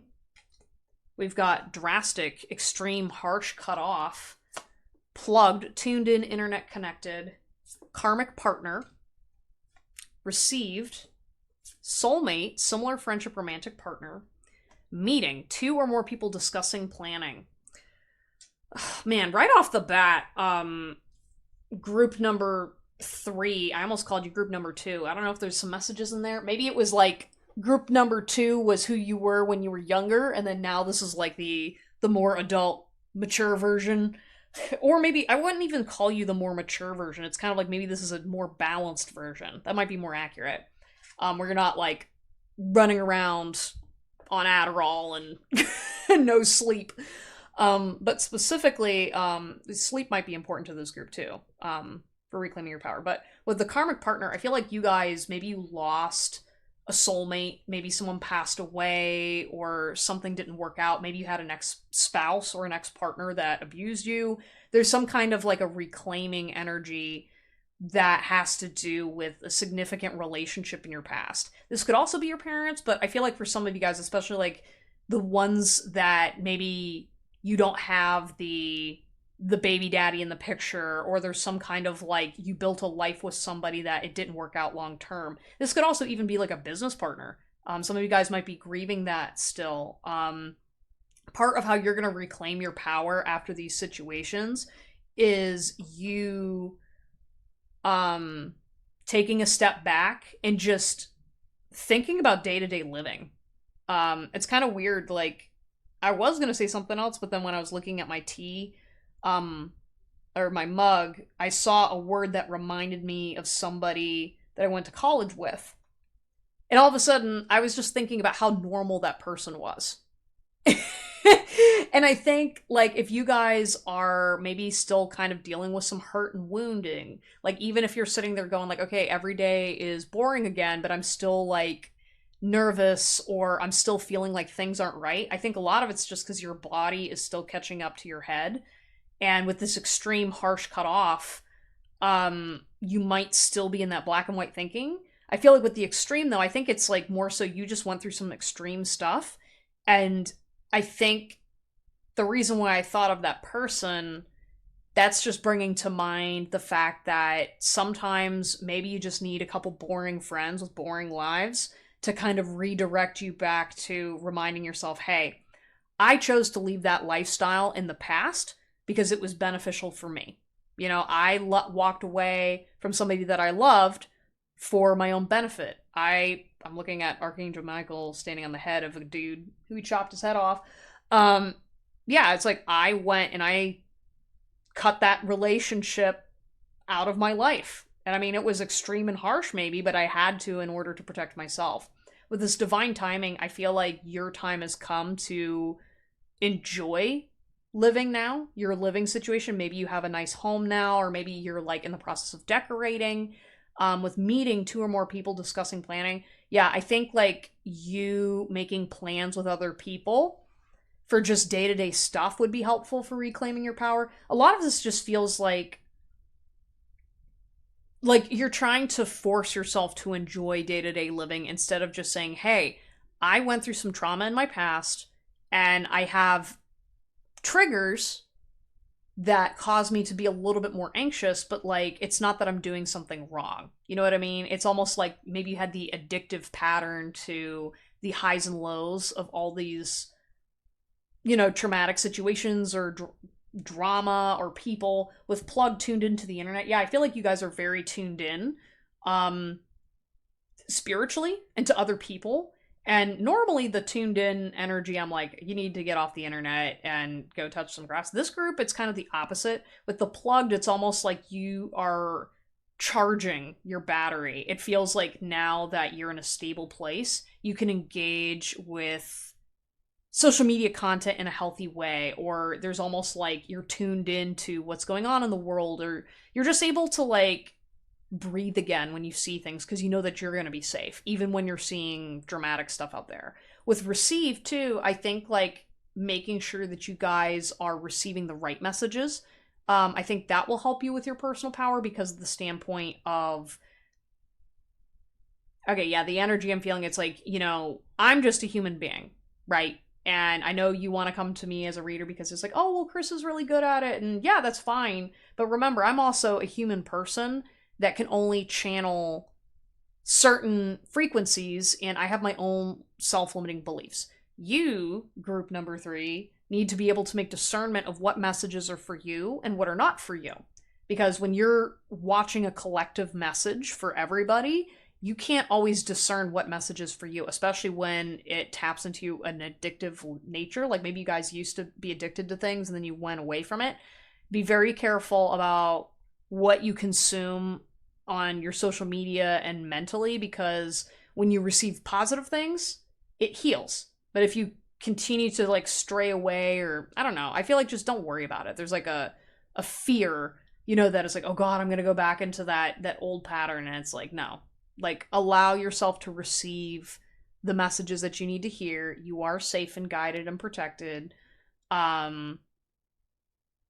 Just relax. You know what I mean? Again, receive the day to day. Understand that what you went through is an exception, and that's why it's harder for you to maybe get back to normal whenever something upsets you. Yeah, maybe some of you guys got PTSD too, so I get you. It's a process, guys, but hang in there. You're healing. Let go. Make room for the new beginnings on its way to you now. Yeah, some of you guys, you're starting a new beginning, and you're now able to find balance between, yep, I can be a creative, chaotic person, but do it in a non-self-destructive way. And for me, if anything, even though I see let go, it's almost like I see let's go. Like let's go out there and get healthy again. Like I'm almost seeing you being like, all right, maybe I just had like a surgery, or maybe I just, got terminated from my job. That's not going to stop me. I'm going to go for a hike. I'm going to go enjoy a nice cup of coffee with a friend. I'm going to do whatever. It's like saying with the energy every single morning, like it's almost like I see a woman who is maybe older, maybe with like gray hair, or just someone who normally would say like, oh, you should be complaining about the pain, your back pain and all this other stuff. And you're like, nope, nope. I'm going to act like I'm in my 20s, even though I'm in my 70s. Just keep telling yourself, let's go, and enjoy every single moment like it's special. Even if it's not special. It can be when you've lived this long and you put the effort in. That's where I feel like a lot of your power comes in. It's just like, it comes from you. And you have that spark inside of you. It's just, you sometimes need reminded every once in a while because, life is still living, and that's why we need reminders. That's why we have calendars and phone notifications. Caution, find out more information. Don't overwork yourself. Yeah, just make sure you don't overwork and don't underwork either. Finding that healthy balance will keep you sane and healthy. Mercury retrograde, electronic issues, communication issues, review everything. Yeah, make sure that, you know, due to the fact that you have been a bit traumatized and whatnot, sometimes you do forget things. And it's important to just review every once in a while what's working, what's not working, and doing so in a non-judgmental way. Um, Again, you know, because our brains, we're humans, we can get back into some old patterns, especially like if you did all this healing and then you get older and maybe something makes you snap one day because you're like, dang it, I got cut off in traffic, or like, you know, maybe not something that extreme, but like you start getting into those old patterns. Just understand and have compassion for yourself that it's important to always periodically review when you need to clear something out of your life. That's not just like a, okay, I did this once. Just consider it like spring cleaning, and include that in your healthy habits, so that way you know that, hey, regardless of where I'm at in my life, I still have the ability to keep going as long as I can. I don't know, again, I feel like some of you guys are like older, so maybe you're like, oh, I'm approaching the end of my life, and I was like, you still got a ways to go, girl. um you're still kicking. It ain't over yet. Earth sign: Taurus, Virgo, Capricorn. What did I just say? I think I literally said that at the beginning of the reading. This is Taurus and Capricorn energy. Cheers to that. Mm. Man, I love tea. Yeah, it's like I'm hearing like the wind blowing outside, all cozy. That's where all your power lies. Is literally just enjoying Earth day-to-day living. You know, warming up a towel. You guys get the point. If it hurts, I won't follow it. Yep, yeah, stick to your guns on that. Ooh, this is an inappropriate card. This is a sexually explicit card. Yeah, maybe some of you guys, I'm not gonna read that, but basically, if you have not been getting action, lately, I feel like being able to explore your sexual energies or fantasies, even despite your age, it's okay to do so, but I feel like you guys are coming at it from like a mature angle, or try to. Because it's like, yeah, sometimes you aren't able to do the positions that you wanted to anymore, or maybe there's just like this energy of like, yeah, I've been there, done that. I don't get the same level of excitement. Or it's about like changing and shifting the vibration of your sexuality, so that way you can enjoy things in a healthy way, in a meaningful way, and in ways that causes enlightenment for you in whatever form that looks like. You know, like I'm not saying do more or less or whatever. It's just more so about following the frequency that you're vibing with at this time. Because I don't know, human bodies are of unique individual experience, and you can experience that and living in it any way you want to. Just make sure everyone's got consent, and, you know, use condoms even if you're old. Okay? There's no exception for that. Be safe. You don't need to be so cold. Yeah. I don't know. It's kind of funny because at first I was thinking, like, are you guys like cutting people off? Or are you doing whatever? If anything, it's almost like I'm feeling like you don't, like, if you're used to being cold, you don't have to put up with that. You know what I mean? Like, you're allowed to turn down or turn up the thermostat, and if other people don't like it, screw them. Like, I almost see you guys being like, you don't have to, like, if you're cold all the time, put on a jacket. You know, like, you don't have to suffer through things if it's hurting you, or if it distracts you all the time. You know, like, yeah, and here's the thing too, is like, if you're in environments that you're constantly needing to put a giant jacket on, then don't be in those environments. That just wastes your time and energy. You know, it's kind of like, make the shifts that you need so that way every day is comfortable for you, not just like as a treat. You know, it's like, no, like, everyday living should be enjoyable, and if you've got some special quirks about you, then you got some special quirks. Most mature, healthy adults respect that. And if they don't like it, they just say, hey, no, thank you. They don't vibe with you. But it's not going to be like this whole dramatic meltdown over a thermostat. You know, stay away from those kinds of adults, because they're not true adults. They're in their feelings, and yeah. No one else can replace you. Oh, make sure you tell yourself that, okay? Because it's like, I know, again, for some of you guys, like, maybe your kid's dad got a new partner, or maybe your ex is with someone else now and they're treating them like a princess. Like, I feel like there's like kind of a little bit of resentment of like, wow, I went and did this very hard decision to let this man go, and I watched him get engaged and have a happy life with someone else. I want y'all to understand that it doesn't matter how much you love someone, you have to allow yourself peace in this situation, or peace, let that person be in peace with other people. You know what I mean? Like, you can let it go, and Spirit's just trying to let you know that you weren't replaced. If anything, you elevated this person to normal, if that makes any sense, or like as normal as they can be. Or for some of you guys, like that toxic ex person, like, even if they got a new person, it doesn't matter. Like, it's not a competition, you know? Like, there's something about just reminding yourself that, like, love is about balance. It's not about, like, it's not like treating people like objects or like territory and stuff, you know? Like, you don't have to do this to yourself, and no one else can replace you, you know? You are a unique human being and have your own human experience, and your relationships with other people, like, you're not replaceable. And it's funny too, because you're like, well, it's because like I'm a mom or I'm a leader, or like if I'm not around then everything falls apart. And it's like, yeah, everything does fall apart, and no one else can replace you in the way you do things. And yeah, I mean, a company can hire somebody else, but like the mark you make on the world is your own. And replace is a very harsh word to describe yourself when you are living a unique human experience. I want to go slow, steamy, intimate. Yeah. Live your life. You know what I mean? Like, enjoy going slow, guys, because that's kind of a luxury in itself. If you have the ability in your life to go slow and not be in this hyper anxious state, you've won. I'm sorry. Like, it doesn't matter if you only got a certain amount of money, or you're living on a farm, or whatever your lifestyle is. Like, go slow. Take it easy. It'll help your brain and your body. And be smart about going slow too. You know, slow and steady wins the race. Abandonment issues. Yeah, I feel like if you guys work on your abandonment issues, it's going to help you reclaim the power that you lost when either maybe this ex-partner didn't acknowledge you, didn't give you what you needed, maybe your parents, yeah, maybe like specifically it feels like one parent or both.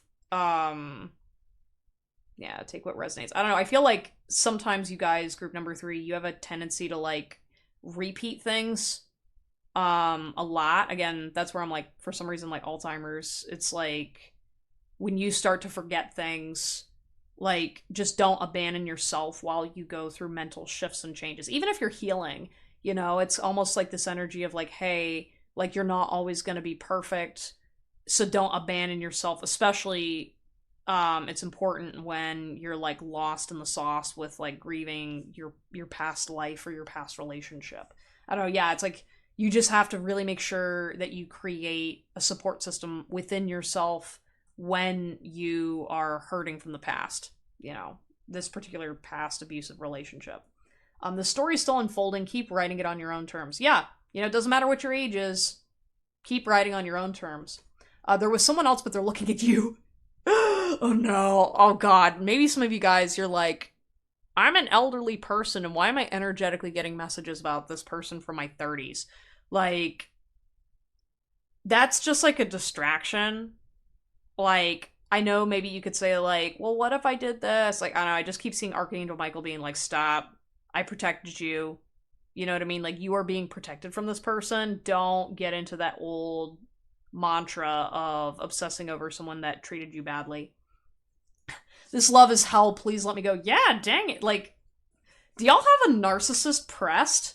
Man, I'm thinking of a specific friend of mine right now. But it's like, literally, like, I don't know if this person's gonna come back into your life and start, like, harassing you, or, like, there's some kind of just, like, this energy of, like, you finally found peace, and the fact that you're at peace with your life and it's not involving someone else is driving someone crazy.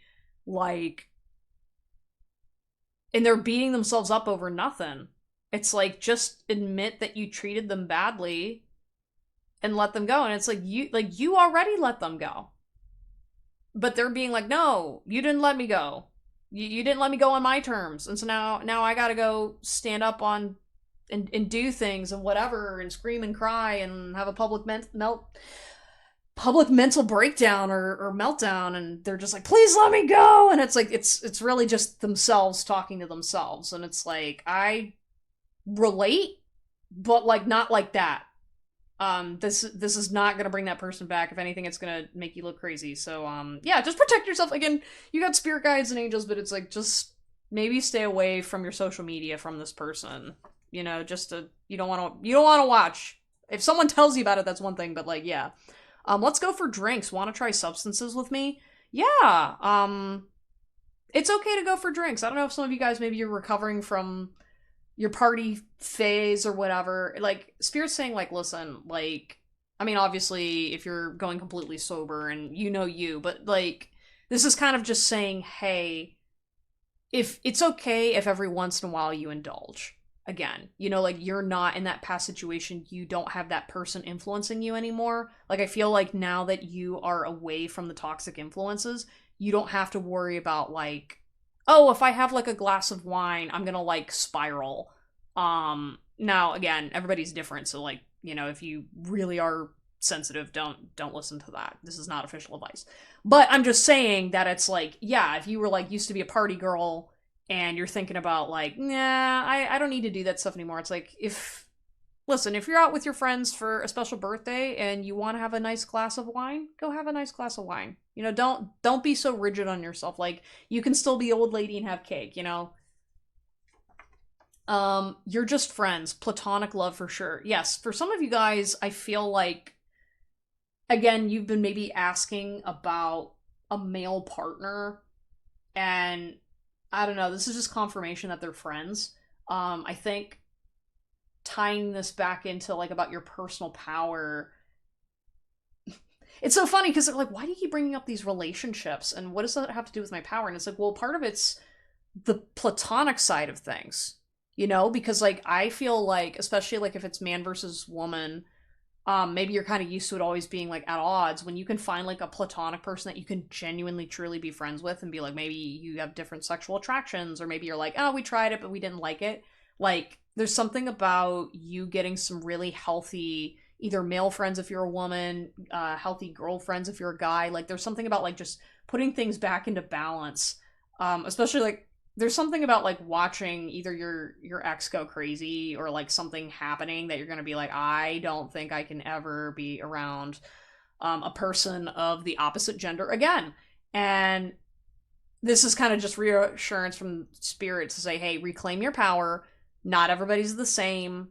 Take a step back and really, like, evaluate your relationships and your experiences and say, hey, if you exist, then that means there's probably other people like me out there. And I'm not going to let you feel alone, because you're special, and you deserve to have great relationships. Especially when you do all this work for other people. Shit. Anyways, though, guys, that was a long message, but thank you guys so much for sticking around. If you liked what you heard today, consider liking, subscribing, commenting down below, and if you would like to book a personal reading with me to get some messages, links in the description below. Anyways, like I said, thank you guys so much, and don't worry about your crazy ex. He's gonna be safe. I'm not gonna say fine, but I'm gonna say safe. So you don't have to, like, call the cops on him or anything, but jeez. Or her. Yeah, some of y'all will be like, this girl is crashing my car. I don't know. But anyways, though, guys, I will see you all next time. Take care. Bye.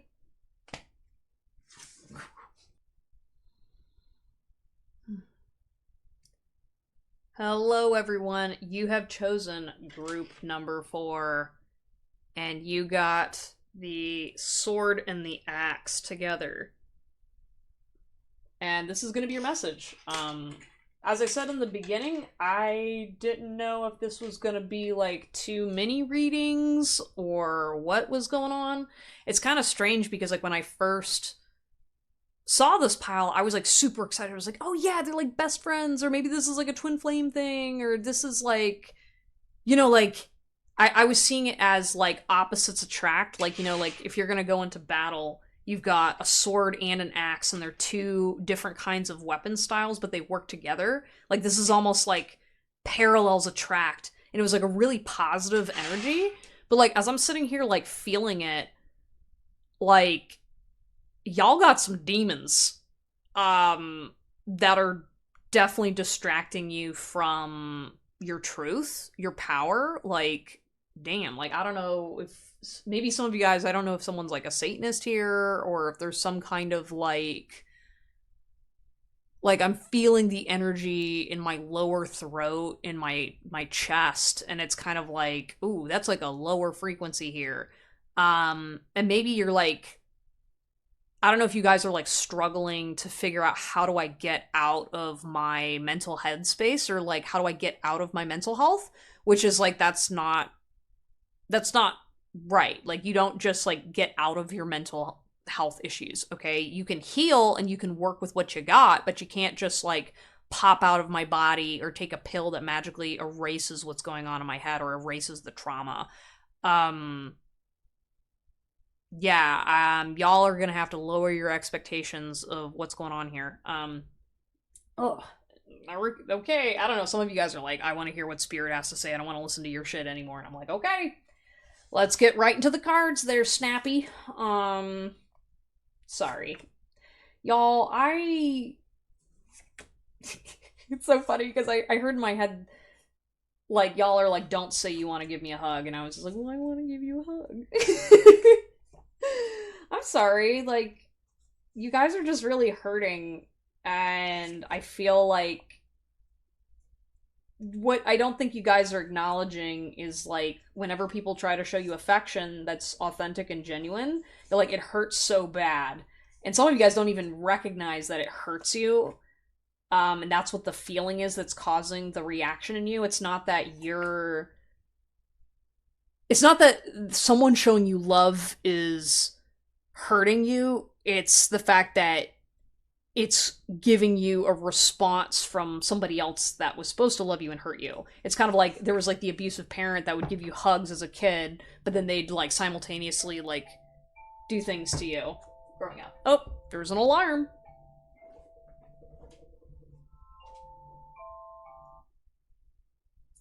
Yeah, this is kind of a weird random thing, but maybe some of you guys were like traumatized with like going back to school. Like, maybe your parent would wake you up in the morning in a traumatic way to try to get you ready for school, and so it was like you learned that, like, yeah, I don't want to get up early in the morning because it causes me to avoid accountability for waking up in the morning. But it's like, no, your dad was just a jerk who set expectations way too high for a child, especially at like 6 years old. Jeez.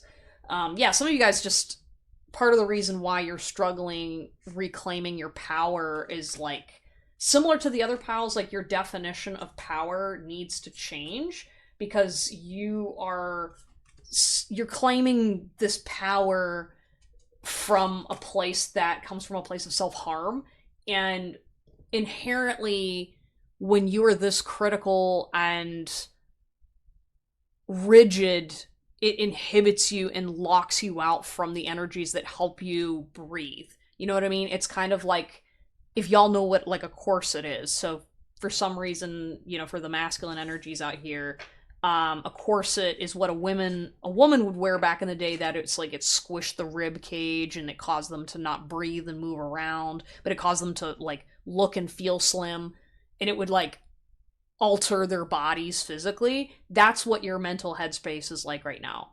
And positivity is doing something in your brain that is evoking a trauma response, not that the positivity you're receiving is bad. And I think, like, one, definitely recommend working this through with a therapist to kind of talk you through this, because with you guys, I'm feeling I need to talk about like gaslighting in particular. So what gaslighting is, and, you know, the internet has a lot to say about it, but essentially what this pile definitely, I feel for sure, is happening is someone in your past, more than likely when you were a child, fundamentally altered the way that you perceive things. And for some of you guys, maybe you had autism, maybe you had some mental health thing going on, that because no one sat you down and explained that the way you're receiving information is not being received the way that your average person does. It's almost like your problems compounded on themselves. So like you were like, oh, I was watching dad say this from the TV, or yeah, I saw this on TV because my parents weren't around. So then I tried going and saying it at school, then I got in trouble for that, and then nobody told me why it was bad. Meanwhile at home I'm getting yelled at for everything, so it's, it doesn't matter what I do, I'm always getting yelled at anyway. And it's almost like I'm literally seeing like child you like trying to like play games and figure stuff out, and then eventually you just got tired and shut down, so you're like, well, I don't want to talk about anything. And it's almost like when you became an adult now, you're always like overactivated. And oh gosh, I feel so bad for you guys, group number 4, because it's like part of your healing is like you're so activated all the time, it's like you don't get a break. Because you're like, I don't know who's lying to me. I don't know what the truth is. I don't know what my brain's telling me. And you're like, I just want to give up. And so instead you just get nasty and angry with people. And you're like, well, I'm not nasty. They just need to toughen up. And it's like, I think you have a skewed sense of reality because of your childhood. I think we can at least both agree on that. And there's definitely this energy of you're like paranoid, like the government's watching me or people are watching me. And it's like, well, yeah, I mean, like, if you're a famous person, but, like, I think, like, a lot of the people in this group, it's more so the energy, like, what you can't see is that thing that's lurking behind you is a version of you in your past. And it's almost like, it's like a person. You, like, keep feeling like there's, like, a person watching you. It's like, yeah, that person's you. That's, like, a reflection of yourself. Anyways, back to the messages from Spirit. All right. I'm going to pull the cards to help you with the self-empowerment.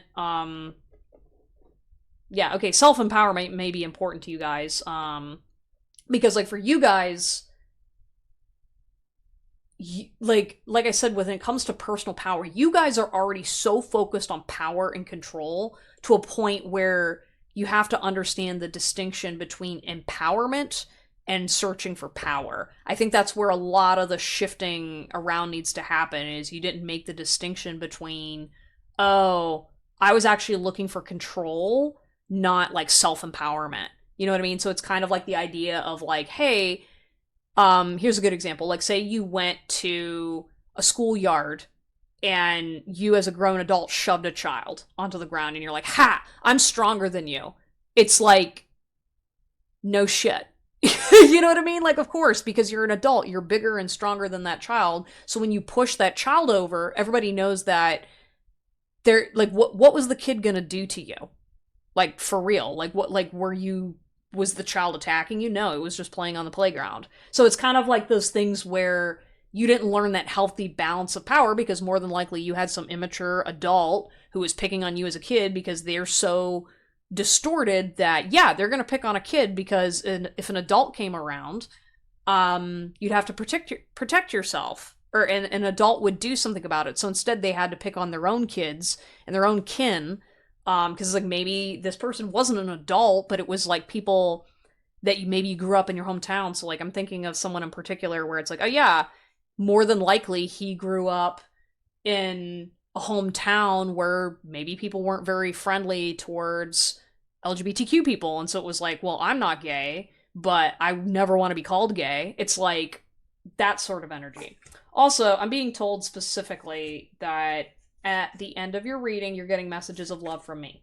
Okay, that was mandatory from Spirit, because I was like, halfway through this reading, I was like, nope. We are balancing this energy out. You guys are getting a Care Bear stare, as I affectionately want to call it, because I think part of you guys with the empowerment oh my god, I don't know if you guys like claim to be empaths. This is so funny. Yeah, this is like very specific messages for maybe some person, or a specific frequency, but it's like you're the kind of people that you can say you're an empath and you're empathetic, but your idea and vision of what empathy is not accurate. So like, just because you have psychic abilities and you're able to perceive things, that's not what empathy is.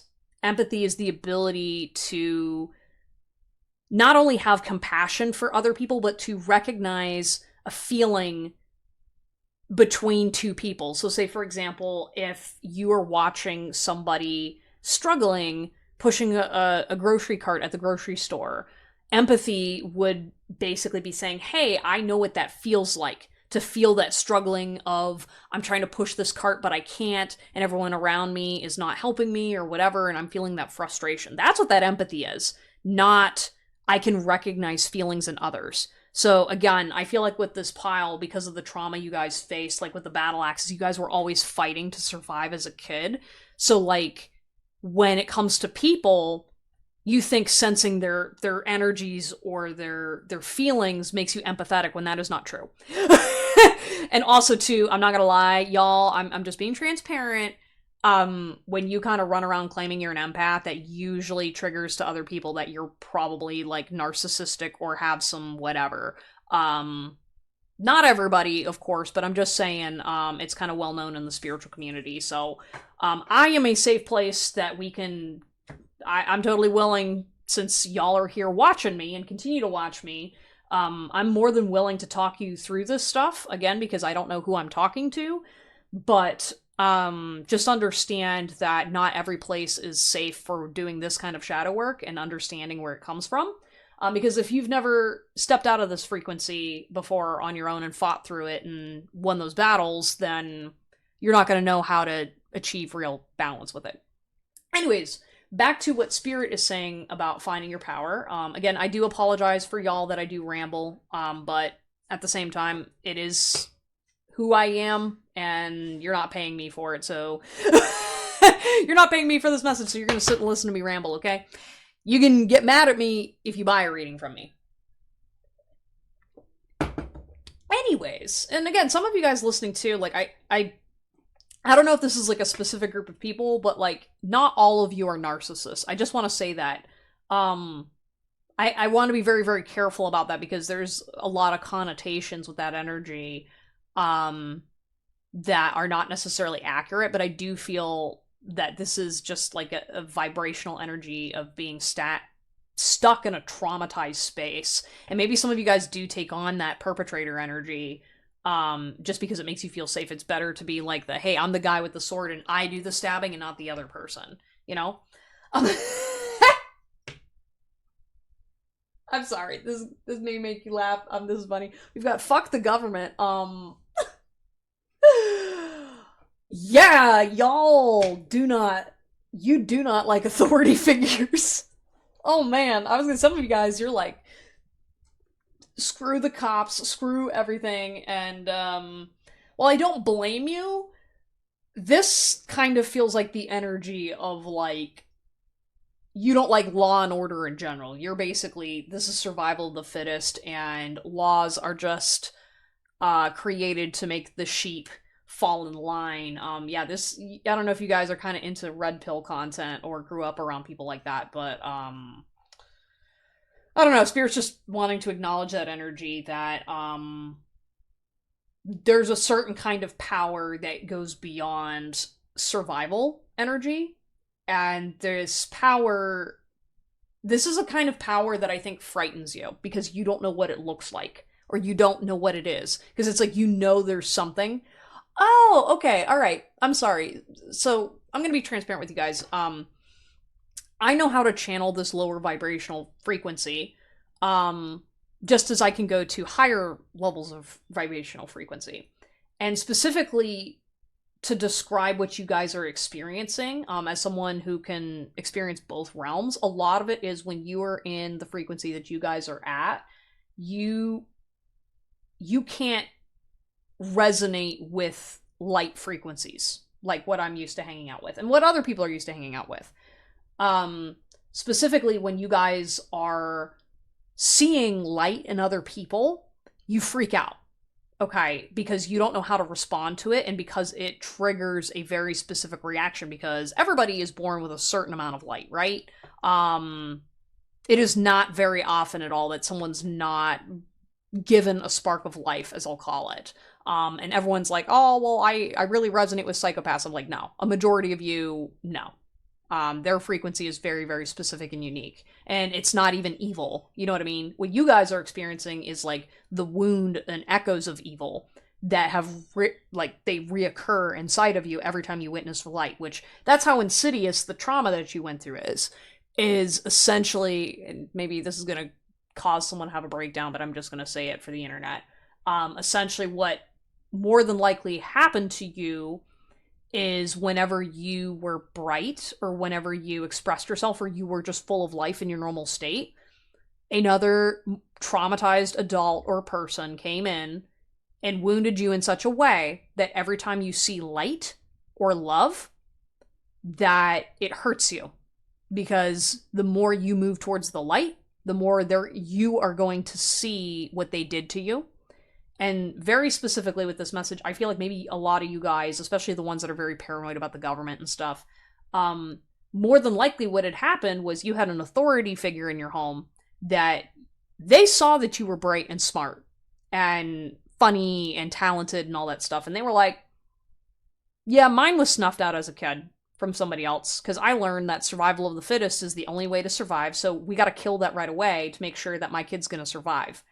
And not every person responds to that in a healthy way, especially you guys, group number 4, because what's interesting about the general population is there's people that can live in that survival of the fittest, but they don't turn around and do mass shootings or hurt people or whatever, you know? And even if you can disagree with their political views, they don't hit this lower frequency like you guys. Now, I'm not saying it's right, but I can at least say, I mean, there's different cultures out there.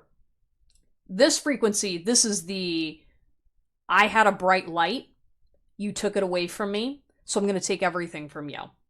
And I'm going to leave no prisoners. And it's kind of like, I see you like dual wielding, being like, which weapon am I going to use? And back to what Spirit is telling you, Spirit is saying that you don't get power from these. You get power from your heart. Okay, and like I'm poking, we've got Archangel Michael here. Yeah, I definitely see, you know, maybe you guys have a relationship with toxic masculinity or an inherent fear of men. Even if you are a man, I definitely feel the fear of men is a very deep wound within this group. That's where a lot of toxic masculinity comes from. And you're like, I don't believe in toxic masculinity bullshit. And I'm like, well, you should start. But it's not what you think. And I do agree that, you know, not to get into politics, but there's a lot of BS around that as well, which I have my own strong opinions about. But in any case, connecting back to your heart space is exactly what abusive people want to prevent in you. So that way you can't, like these particular manipulative people, I'm going to be honest with y'all, is they intentionally choose people that are bright, but not discerning, people that want truth, quote unquote, and they want people that they know that if you get them young, you can turn them inwards towards themselves, and then they can manipulate you further. Like, this is even like a lower frequency than just like manipulating people to hurt people. This is literally like, I can siphon your energy because you're hurting yourself and other people. Like, it's like, yeah, like I don't know if this is gonna like ruin someone's brain right now or whatever because you're figuring this out, but it's like literally like there's a lot of different kinds of messed up, and specifically group number 4, this just feels like this energy of like someone intentionally manipulated you to turn away from the light so that way they could always keep you close to them. And, you know, there's all kinds of psychological things behind it, but like right now, I don't know, I'm feeling like all this anxiety and stuff from you guys being like, they're like, I don't know if you're like, tell me more, or just, there's just something about like, you need to start talking to yourself about what you're noticing in these patterns. Because again, maybe you guys have been following me for a bit, and now that you're like kind of getting used to my reading style, maybe this is your first time. But I do feel like with a couple of you guys, this frequency maybe goes very unacknowledged by a lot of people, and no one really explains directly on what's going on inside of their head. And since you can't sit there and say, hey, I'm giving you a personal reading, you are doing this exploratory process and journey yourself, so kudos to you. I'm very proud of you. And Again, I apologize I'm not getting into the cards as much, but you know, that's kind of how all these have gone. And I like having a conversation with you guys, because I think this is probably the safest dynamic between you and me, talking about this vibrational frequency, because maybe you're a person that even knows me and doesn't want me to know that you have this energy, even though I probably already know. But yeah, um, just don't lose hope. You know, your personal power really does come from, I don't know, I just heard the word fuck. You know what I mean? Like something about like, oh, they're on to me or whatever. And it's like, guys, like, I'm sorry, like, these tyrannical people, I mean, the whole world has gone through so many shifts of generations of wars and traumas and all this stuff, but like humans continue on, you know, and it's not like people are not aware of this kind of toxicity. I mean, like, yeah, there are some people, but like life moves forward. And you thought life moved forward without you, and that's why you're hurt. But the reality is that like I feel like you trapped yourself after the bad thing happened. You didn't know how to get out, and your power is just relying on you crying. Like, I think you guys just really need to have a good hard cry and grieving. Like, again, I'm seeing like that, like with Archangel Michael, he's got this like armor up, and that armor he thought was keeping him safe was really just holding him back. Because it's like I'm almost seeing like once Archangel Michael, like, he takes off the armor, it's just like him being like bare chested and like free, like he's no longer trapped. But I mean, he's still an angel. You know what I mean? And it's like, yeah, you wear battle for, or sorry, you wear armor for battles, but you don't wear armor to bed. You know what I mean? And again, like maybe if you've got like military background or PTSD from actual like fighting people, maybe you guys were bullied growing up. Um yeah, but like it's one of those things where it's like at some point you gotta stop because it just hurts you. You know, you can, and if you don't, if you're still not ready for that, you know, like look at the statistics. You know what I mean? Look at all the health issues that come from stuff like that. It's like, I'm sorry, you're a human being, not a machine or a monster or a wolf man or whatever the heck you think you are. You're still a person and your body needs to heal. Sorry. If you can't emotionally connect to your emotions yet, just treat it like you're healing your body for now. Anyways, back to the cards. Oh, this is kind of weird, but it's like it's almost like I feel like one, talking to you guys helps me open up, but it almost feels like you guys need someone to talk to without shame and without having your armor on. Because that's where, like I said, your power lies in your heart space, and your ability to just feel human again and be in your body safely. You know, like again, I see this fighting energy where it's like maybe you built your body up so that way you could like always beat people up to protect yourself, and like, but you're ashamed of it too. Yeah, again, this feels like it's a masculine honest, but not necessarily. Like some of you guys are girls too that are just like, wow, damn, you'd beat the crap out of me.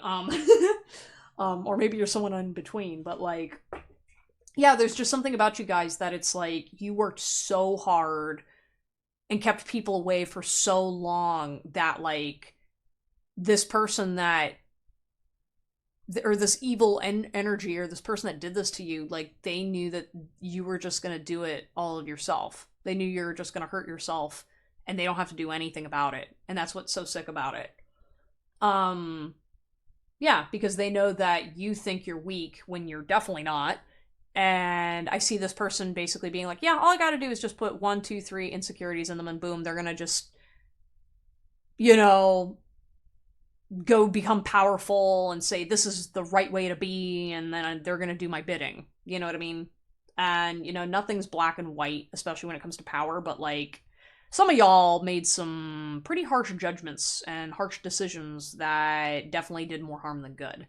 And you don't want to admit that.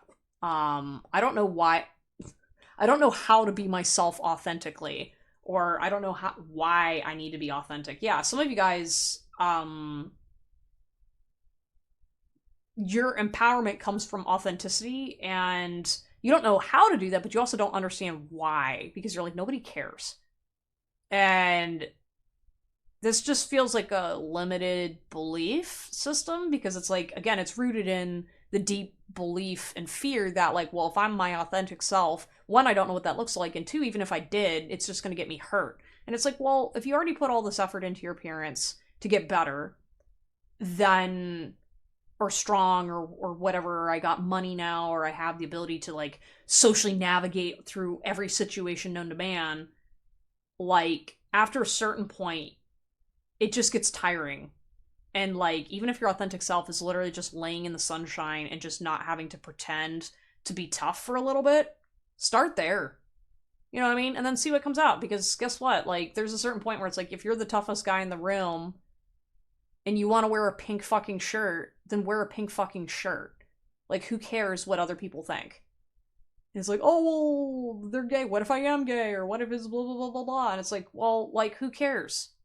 Because you're going to be able to take care of yourself. And, like, it's almost like you guys are shifting, or need to make that shift to understand that love doesn't feel like sexual urges or in your body. It just feels more like peace. You know, it's like, it's not like forced, it's not tight, it's not like your body, like, literally at the beginning of this reading, like, I'm all curled up like a pretzel, and I'm like, okay, remember to sit with my body comfortable, and, like, I'm supposed to feel that way around other people in my body. And it's like, you know, like, if, even if you are, like, a big tough guy, you're not always supposed to be, like, on 24/7. That's bullshit. You know, it wears you down over time. Again, could be military, I get it, but, like, you know, come on, are you really gonna have somebody come in after you if you're sitting in a cabin in the woods in bumfuck nowhere? Like, let's be honest. Like, no. No, chill out. Remember a peaceful time and place. Yeah, that's tied into what I was talking about. Remembering that peace does exist regardless of what your past is, or what this fear is about not being able to keep your family safe or your girlfriend safe or whatever. Like, remember when times were good. Especially, like, again, if you maybe hurt a woman in your past, or maybe there's, like, a couple people that you hurt. I think you guys just need time. Give yourself, like, the grace to, like, just think about, like, nature.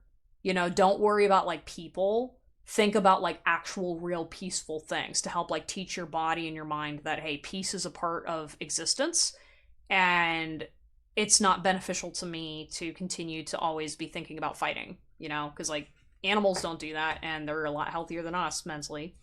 They're hiding their truth because they're ashamed of it. Yeah, you guys are so ashamed of maybe what happened to you specifically. Maybe you guys were violated in some kind of a way. Something. Ooh, I'm like getting all kinds of tongue tied.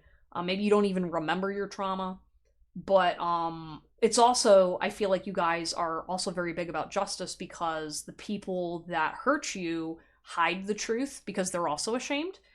And part of why you express yourself, or you wear your body, or make these claims maybe that aren't even true, is because, like, well, if they're gonna hide the truth, I'm gonna hide my truth because I'm doing it back to them. Or there's, like, I don't know, there's, like, some weird, I don't know, some of you guys don't make sense. I don't know, this isn't all of you, but yeah.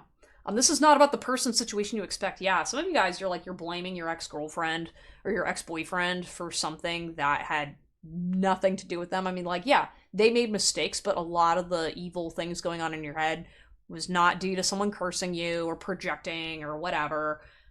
This was, you were wounded deeply in childhood. This is just another symptom of, even, like, you wouldn't have even gotten into that relationship with that person, or gotten into that situation with that person, if you would have just stopped and taken care of yourself and taken care of your soul. Because, again, the wound you got was on a soul level, not just, like, your mind. Ask for some help from someone you trust. Yeah. Yeah, I mean, I think, like, if you have questions, about, like, a person, their well-being, how they're doing, that's okay. Maybe if you're inquiring about, like, a psychic person, maybe you're very scared of spirituality and what this person can perceive. This is kind of like an all clear for you guys that use your discretion. there's something about like symbolism may be important to you guys. Maybe look for a sign first before you to get the all clear.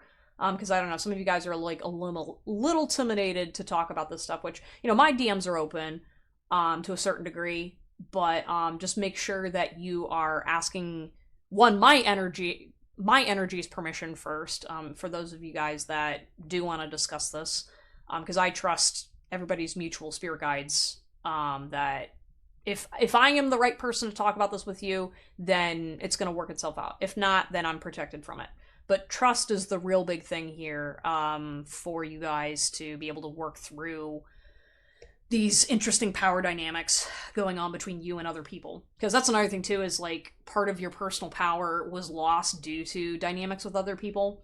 And so asking for help is like the worst thing possible, but I think you're slowly starting to understand that like help does not mean weakness, and help is not like what you think it is. You know what I mean? Because there's a huge difference between like asking for directions and like, it's almost like weird because it's like you hate the word help or hearing the word I need help, but like asking for directions is okay. You know what I mean? Like that's how fucked up these people hurt you. It's so stupid because it's like literally if you ask for directions, that is asking for help. But like because of this person's insecurities that hurt you, again, that's what toxic masculinity is. I'm sorry, but you don't like hearing about that. So anyways, not saying any names. It doesn't work like in the movies, babe. Yeah. Try not to fantasize too much about resolving things. Some of you guys, maybe you're secretly very hopeful about resolving things with certain peoples, and it's like, just be careful about like the movies you watch. Because some of you guys, because you emulate other people's behaviors to try to like learn how to be human, especially if you were like neglected or abused in childhood, you're like, okay, how do I be a human? Okay, I'm gonna watch TV and I'm gonna observe things. And the movies do not, like, especially if you're a guy that doesn't have healthy relationships with women, movies are very poor at demonstrating what women are actually like, especially healthy women.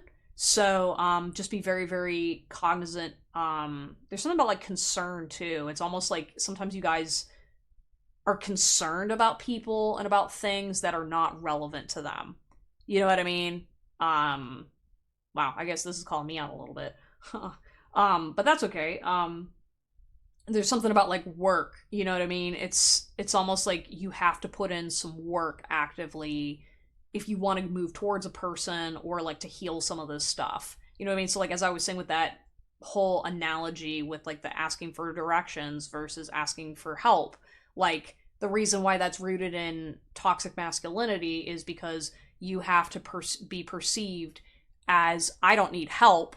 If anything, asking for directions can be geared towards a command or something, whatever. And it's like it's tied into being a man when it's asking for directions is a neutral, gender neutral thing. Women don't have the same connotation because there's all these like weird power dynamics that men are secretly playing when really it should just be I'm trying to achieve something.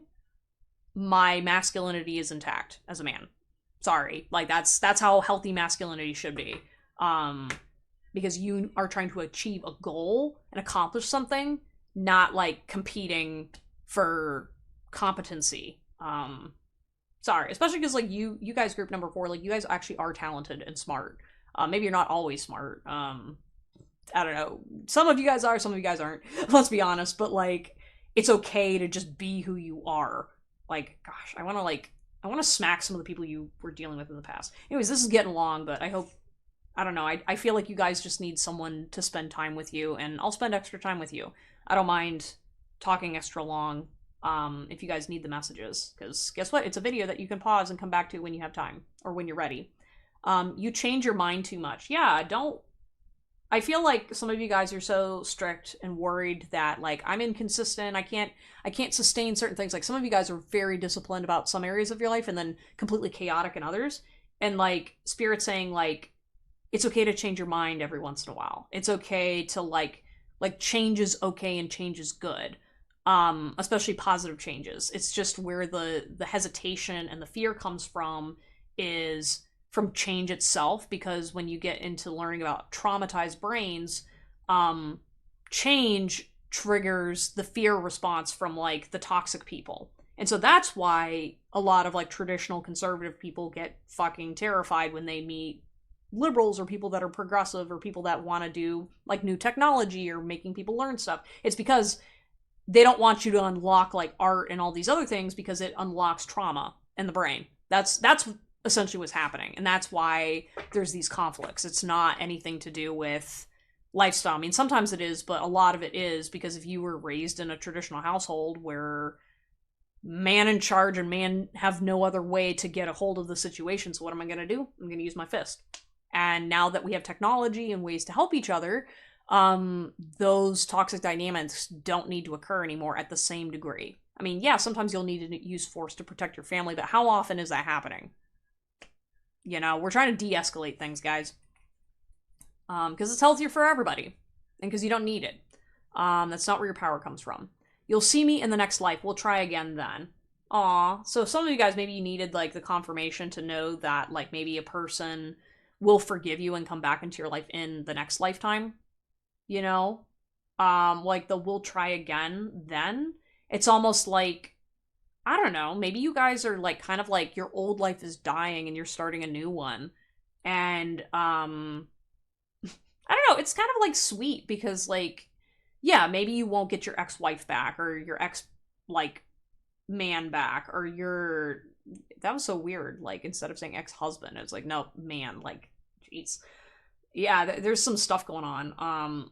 But it's like, with the we'll try again, this is, like, a hopeful reminder to you guys that, like, learning to get up and try again is one of the things that have gotten you this far. That despite all the toxic voices in your head and toxic things that have happened to you, you know how to get up and try again. And, yeah, it's almost like this version of you in the future that's healthy and healing is like, you're gonna see me again in the next life. Because for some of you guys, this literally is going through a death in order to, like you are battling with a version of yourself, and you're gonna overcome it. You just have to keep trying, and be patient. But this is like a slow battle. This isn't like a one and done, whatever. Like, this takes time, it takes practice, it takes forgiveness, it takes strength. And you guys, fortunately, are the right group for that. I don't know, I gotta just be like, spoiler alert, it gets better. But that's where, like, part of your power comes from, is understanding that you do get up again and again and again. Even when it doesn't seem like it, you know? It's almost like the one thing that we never talk about in the movies is, like, with villains. Like, the villain is still talented. The villain is still very, like, sophisticated and smart or all these other things, right? But they just do bad things. And that's where it's kind of like, well, you don't have to be a villain to be sophisticated and all these other things. Like, you can just be a person and not have a moral judgment. You can't save me, I need to rescue myself. Yeah, like, I don't know, some of you guys, you're really trying to, like, be hyper independent and not let other people help you. And that's hurting you so bad. Because like I said, like, obviously you're here listening to this message. But understanding that there are people that will sit and take the time to listen to you authentically. And even if you can't always hear and understand what they're trying to say, I think, like, even just, like, I don't know, I see you guys just going on, like, a coffee date. Like, literally just sitting there being, like, you're just gonna let that other person talk and fangirl about stuff, and you're gonna be, like, thinking about all the doom and gloom, but you're like, damn it, I'm getting myself out of my bed. I'm not focusing on the terrible trauma things. I'm gonna go and have a good time. And, even if you're literally like, yep, I don't think I can make it through today, but I'm still going to make that coffee date. And then, you know what? Maybe I'll make it another day. You know, some of you guys, you're all dealing with a variety of stuff. Go meet some new people. Yeah, first of all, some of y'all, you're around some toxic ass people. I don't want to tell you guys to, like, completely cut off everyone in your life, but I am saying that you are going to need to, you're going to make some major shifts. Like I said, you're getting a brand new life, brand new you. Like, you will be a different person inside and out. And you're gonna really much want to forget about this current version of you. I'm not gonna lie. Like, that's kind of what's happening. And new people is scary, but this is like a good change. Like, you have good new people coming to you if you're willing to put in the work and effort to, like, just stop stabbing people when you get angry, or, like, be a little more vulnerable, you know, and vulnerable as in, like, hey, I'm not doing well right now. Can we sit and talk about it? Not just, like, let's play video games and not think about it. Like, no, like, actually sit and say, okay, right now I saw something on the news that made me upset, or, like, I saw you, like, going on a date with somebody else. What did that mean? You know, like, I don't know. You guys are kind of, like, a little robotic sometimes because it's so, like, unnatural for you to share. I relate to this. Can we try a three-way? Yeah, sex isn't gonna help you. Group number 4. Yeah, interestingly enough, because it's like I'm seeing, like, these. I always thought when this pile was started that this was gonna be like a couples reading. I was like, oh, is this like the power couple reading? Is that what's gonna come out? I don't know. I just feel like I see you and another person just really working towards your goals together, but, like, slowly and independently, but, like, not independently. Like, it's kind of like I'm thinking of, like, me and a friend, or, like, maybe not me and a friend specifically, maybe not me specifically, but, like, sorry, I'm getting, like, all nervous for some reason. Yeah, it's like, it's just I see two very complementary people doing their thing. You know, it's like, it's not romantic, it's not friendship, it's not whatever. It's literally just like, I don't know, like, to me, when I see, like, a video game or, like, an aesthetic thing, it's like someone with a sword and someone with an axe. Someone's like, get to the point already, and I'm like, listen, I'm trying, man. Like, I don't know how to better explain it. It's kind of like just like peanut butter and jelly, and understanding that that analogy not only applies to another person, but to the duality that you have of very strong sensitivity, from the wound that you have, and also very strong protectiveness, you know, and learning to balance that out, in different ways. We got somebody's cheating. Oh my god, you need to let it go. Oh, sorry. I feel bad because, like, I understand you guys are hurt, but, like, some of you guys, you are so possessive and controlling. Like, what does even cheating mean to you? Some of you guys, it's literally like even a partner looking at somebody else.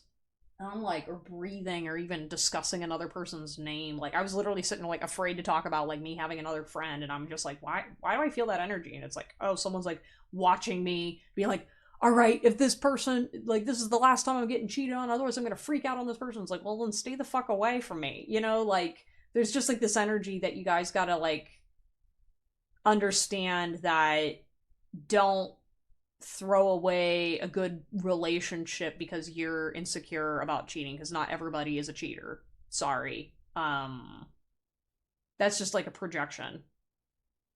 And, like, I don't know, just because someone's not cheating on you doesn't mean you're not cheating on them. You know?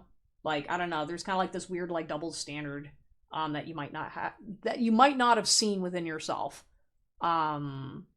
Or not wanting to cheat on people when you actually do. So funny, Puritans. You wanted this misery. Yeah. Oh, God. Some of you guys are beating yourself up saying, like, I wanted this, I wanted this. No. Nobody... Your inner child did not want you to be hurt and to go through all this stuff. Sorry, I've been talking a lot. It's just kind of hard to talk about this stuff, especially when you're missing somebody. This is your subconscious wound talking, yeah. A lot of this, like, inner power struggle is you just needing to learn how to get a grip inside. And someone needs your love right now. Oh, God. Okay. Yeah. I don't know. Do you know how awesome it would be if this pile, like, got their shit together and then, like, finally came and loved the people that really miss them and don't want to get, like, hurt by their shadows and stuff? Yeah. Saying that with love, of course, because I get it. It's hard, you know, but it's like there are some people that actually can handle your demons. And you'll find them.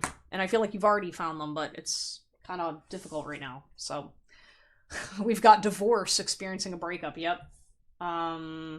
I don't want to say forget about the divorce, but also it's kind of like y'all need to like not base your value in relationships with others because of a divorce with somebody. And you don't even have to have been married. Sometimes this is like a divorce from yourself. I'm hearing the song The Great Divorce. But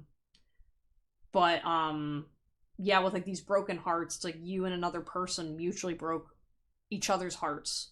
And I think like it's okay to acknowledge that you both were hurt and not just one person. And it wasn't all just you, you know, you didn't do all of it. Yeah, I keep like the divorce. I don't know if someone was traumatized by their divorce, or being let go of a job. That's another one too. Yeah, maybe you were fired for something you didn't do or something you said. We've got honeymoon phase, attending someone's wedding. Yeah, maybe you guys are like watching your family. Like I see like for some of you guys that come from like a more traditional family, the honeymoon phase, like you're watching all of your relatives like have happy relationships and marriages, and you're sitting there like, why do I always get these narcissistic toxic people? I don't know, I think it's like don't project a honeymoon image on everybody else just because they're married or because they have a certain lifestyle that's different from you. Like there's a lot of gaslighting from your family, I think, that you're not aware of, that yeah, a lot of them are full of shit about how happy their life is, but because you were hurt so bad, any sort of like good thing feels like an attack on you personally. We've got patience. In just a few more months, good things come to those who wait for. I don't know, I'm like giggly because I almost feel like good things are coming to you guys. And just be patient with yourself. I think like you don't have to be patient with the world. You just got to be patient with you, you know, as you heal, and just like one step at a time. Just practice speaking your truth over and over and over in the mirror, and like not like a truth that someone else told you. It's like literally like saying something, feeling in your body, is this my truth? Yes or no? No? Okay. I'm gonna sit and I'm gonna wait. And then if something else comes out that day, okay. But like don't force it. Like really, guys, like this is the kind of healing that you need to go slower than normal. And this isn't about self-help books or whatever. This is like the kind of healing that like they don't talk about it unless you're a therapist. Or unless you've been there themselves. Fire sign, Aries, Leo, Sagittarius. Yeah, bring the fire in. I don't know if Aries, Leo, Sagittarius is in your chart, or maybe it's your rising sign. But yeah, make sure you get out in the sun and, you know, get that spark back. You know, fire isn't always meant for destruction. It can also keep you warm. Some of you guys need to just maybe get like a pet that you can snuggle, or snuggle someone else's dog or whatever. Pets. Oh, that's so funny. I just threw that down. I'm getting a new pet, giving a current pet more love. Yeah, get yourself a pet. Maybe get yourself a snake. Mine escaped. So, and no, that wasn't a metaphor. And then liar. Be careful if someone's sneaky. Yeah, be careful. Part of your healing process means you're still gonna encounter some trickster people. It's just you're gonna get better at discerning them. And just because you encounter one trickster after your healing saga, it's not going to hurt as bad. And you're not going to be paying attention to liars and stuff because you're going to have your bestie by your side. You're going to have like good people around you. You know, that's why it's worth it. All right, we got awakening. Yeah. Start waking up, babe.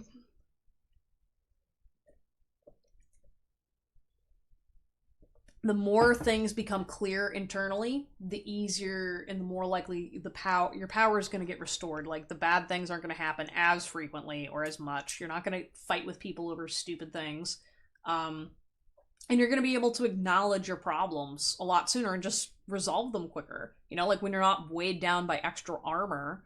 Again, it's also like knowing when to put your armor on too. Because it's kind of like, sometimes I feel like with this group, because of like the inappropriate stuff that happened to you, it's like sometimes you show up naked to, or like it, yeah, that's the metaphor I'm thinking. It's like literally like expecting like going to a business meeting and then you show up naked and everyone's like, why the hell are you not wearing clothes? And you're like, because I can. And everyone else is like, you're weird, go away. Like it's not artsy, it's weird. And you're just like, I'm just trying to fit in, but I'm not normal. And it's kind of like, you can just find your balance, being like, everyone still loves you, but like there's some things that are just a little bit too weird for people. And so talk to a friend about those things. Robotic, yeah. I was talking about that earlier. It's like feeling robotic, like, you are in robot mode, which is survival mode, not because you are a robot. I don't know if you've ever had this explained to you, but like basically if you're acting this way, this is a trauma response. This is not you inherently being like autistic or not able to process things or I'm broken or I'm a machine. Like, no. You're a person. I don't know. Like I said, there's some definitely wounded masculine energy in this group. I feel bad. I'm just like, damn, dude, like, bro. I just want to say, bro. Self-indulgent. Yeah, you need to maybe step up your self-indulgence in the right ways. I don't know why it's like the wolf for this one, where it's like I feel like I don't know, like normally this card is all about like taking what's mine and blah blah blah blah blah. I'm like primal, I'm blah blah blah, but like this group, it feels like I literally see like a dog or like more so just like this very authentic like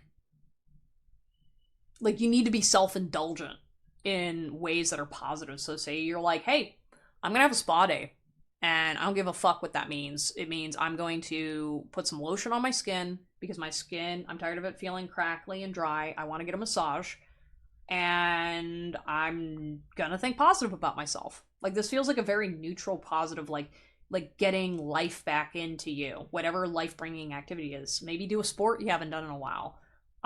Maybe go home, see some family, even if they are a little toxic. Like, you just need to do something to change up your routine a bit, to get back in the swing of your old self. Disconnected, yeah. I think just acknowledging you're disconnected from the world. Just don't disconnect too much. It's like, yeah, social media can be a drag, but like, don't like completely go off the map. I think when you're healing, you need to acknowledge that you need some level of groundedness, which a therapist can discuss with you. Focused eyes for you, fascinated watching. Someone's watching you. They're kind of pretty. I'm just looking at those eyes. Yeah, like it's so cute because like I'm seeing like there's like the wolfman eyes and then there's like feminine girl eyes. It's almost like a cat and a dog. Maybe a feminine energy's watching you. Maybe you're used to having feminine energies watch you, but like this feels just very calming and peaceful.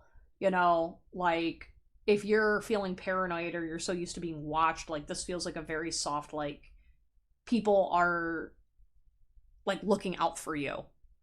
So like not everybody is looking at you because they like you. Sometimes it's like they are actually being like, hey, I'm watching to make sure you're safe.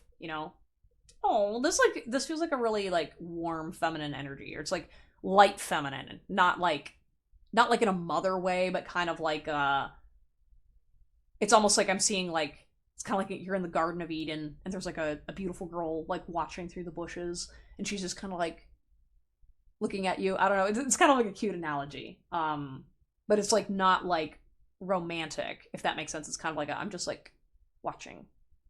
I don't know who this person is. Anyways, whatever. Distracted. Entrapment, pregnancy, money, heartstrings. Yeah, if you got someone pregnant by mistake, maybe that's a specific message. Don't lose hope that you can't find love. Just like this whole entrapment. Maybe you're afraid of ever getting married again or getting trapped by a partner. Maybe you're afraid of getting pregnant by somebody. And you're like, I'm scared about money. I have all this debt. Heartstrings. Like, I just don't want to be attached to anybody. I think, like, just don't put pressure on any relationships right now. Just kind of, like, exist and let spirit kind of show you what kind of attachment you should have with someone. Because, like, we all get attached to some degree, but, like, don't let money be the final factor that prevents you from reaching out for friends. You know what I mean? Because it's like, okay, yeah, maybe you were successful, but you don't have the money like you used to. Like, okay, well, if they liked you, they don't care. They're still gonna, like, they're totally okay with buying you a beer. If anything, sometimes people want to dote on you a little bit. Let them treat you. Yeah, but the pregnancy thing, like, again, I think you're just very afraid that you got someone pregnant and you screwed something up, or, like, you were pregnant and you had a miscarriage by mistake, or, like, there's some kind of, like, a baby thing where maybe, yeah, you're just, like, scared of pregnancy. I don't know, use a condom. Maybe you're afraid of like the abortion bans and stuff. Maybe that has to do with like your empowerment thing, is being like, hey, life, like bringing something to life isn't a bad thing. Um, Not necessarily like go out and have babies, but like, just that energy of being like bringing something back or bringing something to life or creating life isn't like as bad as you think. Um, because that's just an energy. So that could apply to artwork. It could apply to a community. It could apply to a friendship or a relationship, but yeah, that pregnancy one's interesting. I don't know, maybe you had a miscarriage, and that ruined a marriage or a relationship. Um, yeah, I don't know. Babies are babies. Anyways, sorry. I don't know. I just want to like sit and talk to you guys. We've got shocking. Yeah, something about somebody that would surprise people. And so like that shocking truth is like holding you back from like a relationship, or like you don't know what this person's gonna say when you reveal it to them. I don't know. I also see like the goth stuff. I don't know, maybe you guys, group number 4, you gotta like wait before you show up as your like healthy self again. Because I think you kind of want to surprise people, but it's also like, I don't know, you're like kind of a goober when you kind of heal. And like it is gonna shock and surprise people. And maybe you're gonna have like a new crew of people. I don't know, I feel like you kind of focus on the negativity of other people that are not gonna like the change, but I think you're gonna be so happy it's not gonna matter. History, yeah, delete your history, delete your past. Twin flames. Why? Man, I've had multiple piles now where twin flame and soulmates have come up from 2 different decks in all these readings. I don't understand. We've got like the one. I don't know, the one I think is like a myth that this group needs to kind of let go. I think there's like a heavy romanticizing of conflict and loving relationships and like mirrored souls. Like I feel like you should just look for your mirror all the time.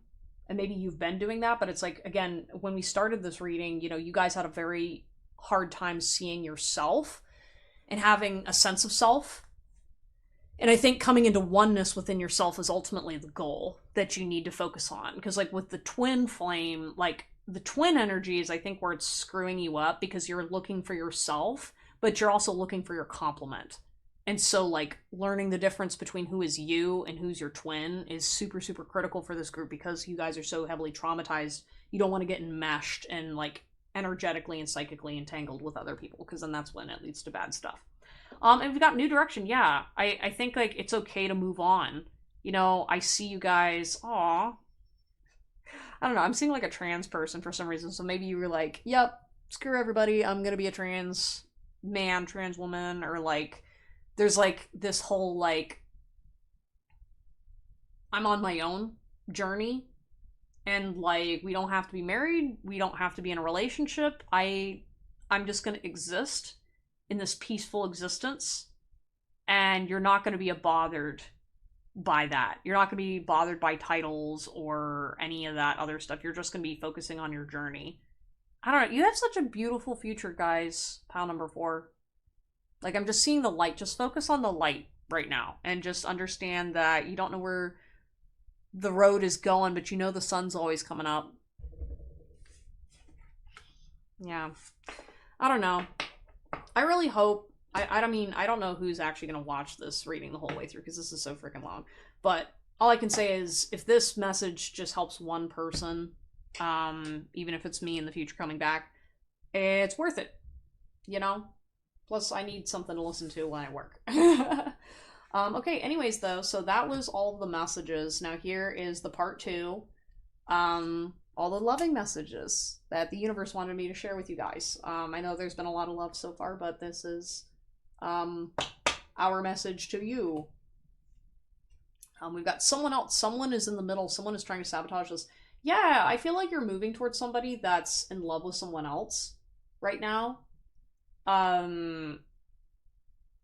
Again, this is about your power, but like I feel like the girl of your dreams is like right around the corner, and like you don't know who this person is yet, but I think, oh, it's so funny. I didn't notice this before. What the heck? Okay, so like on this card, like there's like a heart, right? You can't see it in this camera, but there's like little tiny dots between these two people in the heart. And I'm almost like, yeah, you guys are like telepathically communicating like all the time. Or like there's something about like frequencies where it's like, yeah, someone else, I don't know if that's like a myth or like whatever, but there's something about this like you and this person, it's like a no-brainer. Like you're not going to be questioning that this is your person because you guys are so like in tune. It's insane. Yeah, just insane chemistry. And that's the thing too, like about you guys with the universe. It's like I almost feel like this is so funny. It's like you guys want to be like chosen by like and you won't admit this, right? Because I feel like you got like adopted by your friend group or by other people throughout your life. And so like to you it's like I don't need to be chosen. It's like, well, yeah, you technically do because like if you don't have a solid home life, like it is very difficult as an adult to have healthy stable relationships. Oh my gosh, someone's fighting and yelling in the background. Not here physically but like energetically. Yeah, maybe you guys got used to fights or the energy of like instability. And with this someone else card, like again, I know I'm talking about romantic relationships, but this really feels like you guys were like, it doesn't matter how special I am, it doesn't matter if I'm like the protagonist that everyone's cheering for, someone else is always gonna win the girl of my dreams or the boy of my dreams, or like it's always someone else. And like you can't imagine a love from other people that is just for you. You know what I mean? Like that's like a fairy tale myth. It's almost like I'm looking at Archangel Michael and it's like, well, angels aren't real, or like maybe you like had a romanticized version of people when at a young age, and like I don't know, you're like maybe girls aren't real or this person's not real. I think just like time is gonna what time is what's gonna ultimately show you who's real and who's not. You know? Um yeah. I don't know. I'm just missing someone right now. Sorry. Okay, we've got challenges. Make a decision, work on inner healing. Yeah, you guys are doing all of the right things. You know? Because it's like, it almost feels like there's all this pressure to like make a decision, work on your inner healing, blah, blah, blah, blah, blah. It's like, listen, challenges are a part of life. That doesn't mean you're failing. It doesn't mean you're not successful. It doesn't mean blah, blah, blah, blah, blah. Like, everybody faces it. And there's this pressure from you guys coming from inside, not from outside, inside, that's saying, I must overcome everything or else I'm a failure. And it's like, no, everybody is supposed to struggle at some point. Like, how else are you going to learn? If you don't struggle, then you're not learning. And there's no intelligent person out there that ever stops learning, right? And you're an intelligent person, you know, so stop beating yourself up. Like, you're doing fine. They'll be back. Expect to hear from them soon. This is so cute. Like, there's something like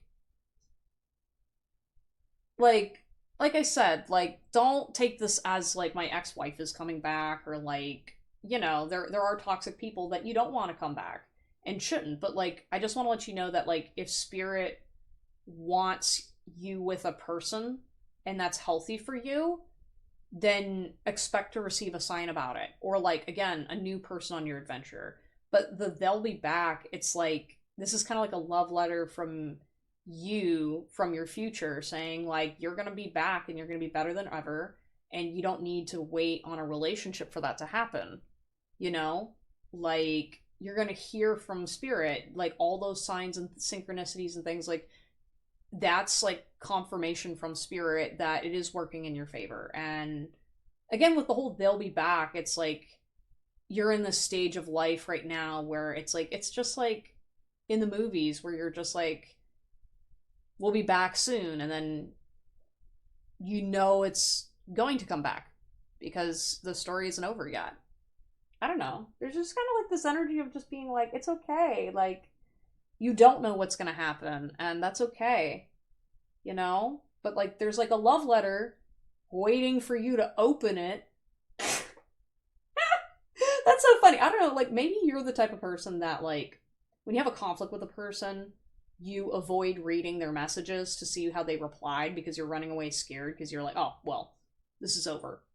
And they've already blocked me and blah, blah, blah, blah, blah. But then, like, if you would just pause the video, go look in the DMs and the messages, and go, oh, that person actually did message me the thing I wanted to hear. They'll be back. You know, they're not going away forever. They're just taking a break. You know, sit and process these things. I don't know, you got good news coming towards you too. Like, there's something about, like, again, there's gonna be news from someone that you care about. And this feels almost like platonic. This just feels like a very special person to you. That they just have great news coming. I just don't know when or why. Date night, get ready to be wined and dined. I don't know, I'm hearing my dead name. Like, oh jeez. I don't know if someone, like, okay, this is kind of like an awkward energy. Maybe you resonate with this, but it's almost like, maybe not this person, but I feel like since you're going to go through this transformation of, like, becoming a new person, the way I'm feeling this energy is, like, again, I heard my dead name, and it'll be like, oh, someone's trying to treat me like the person who I was, and so you're sitting there kind of going, like, that's cute, but you're showing love to an old version of me that has died. I am now me. And I feel like it's going to cause dating and people to kind of, like, feel a little dull when people try to, like, wine and dine you a certain kind of way, because you're going to be like, man, after getting treated well by this other person, like, why the heck would I go back to this? You know? So I think, like, you guys need to get used to, like, wining and dining yourself, so that way when someone comes along that's actually for you, you've already been taking care of yourself. So you already are like, oh, okay, you appreciate those things. Oh my gosh, you like mani-pedis too? Oh, you like this rock band? Or you like this, like, music? Oh, you like sitting here and, like, listening to the rain? You know what I mean? It's just stuff like that where it's like, take yourself on dates a little bit, date yourself for some time, and then, like, see what happens, you know? I don't know. I think you'd be great to date. It's just that right now you're just a little struggling. And we've got vacation. You will be traveling soon. Yeah, maybe you're going to travel to go see a person. Maybe you're going to go see family for a bit. Yeah, maybe you're going to take a vacation from all this BS hard work and just go have some fun. Lighten up a bit. It's coming. Good things are coming, you guys, I promise. In a couple months. You will always be God's perfection in my eyes.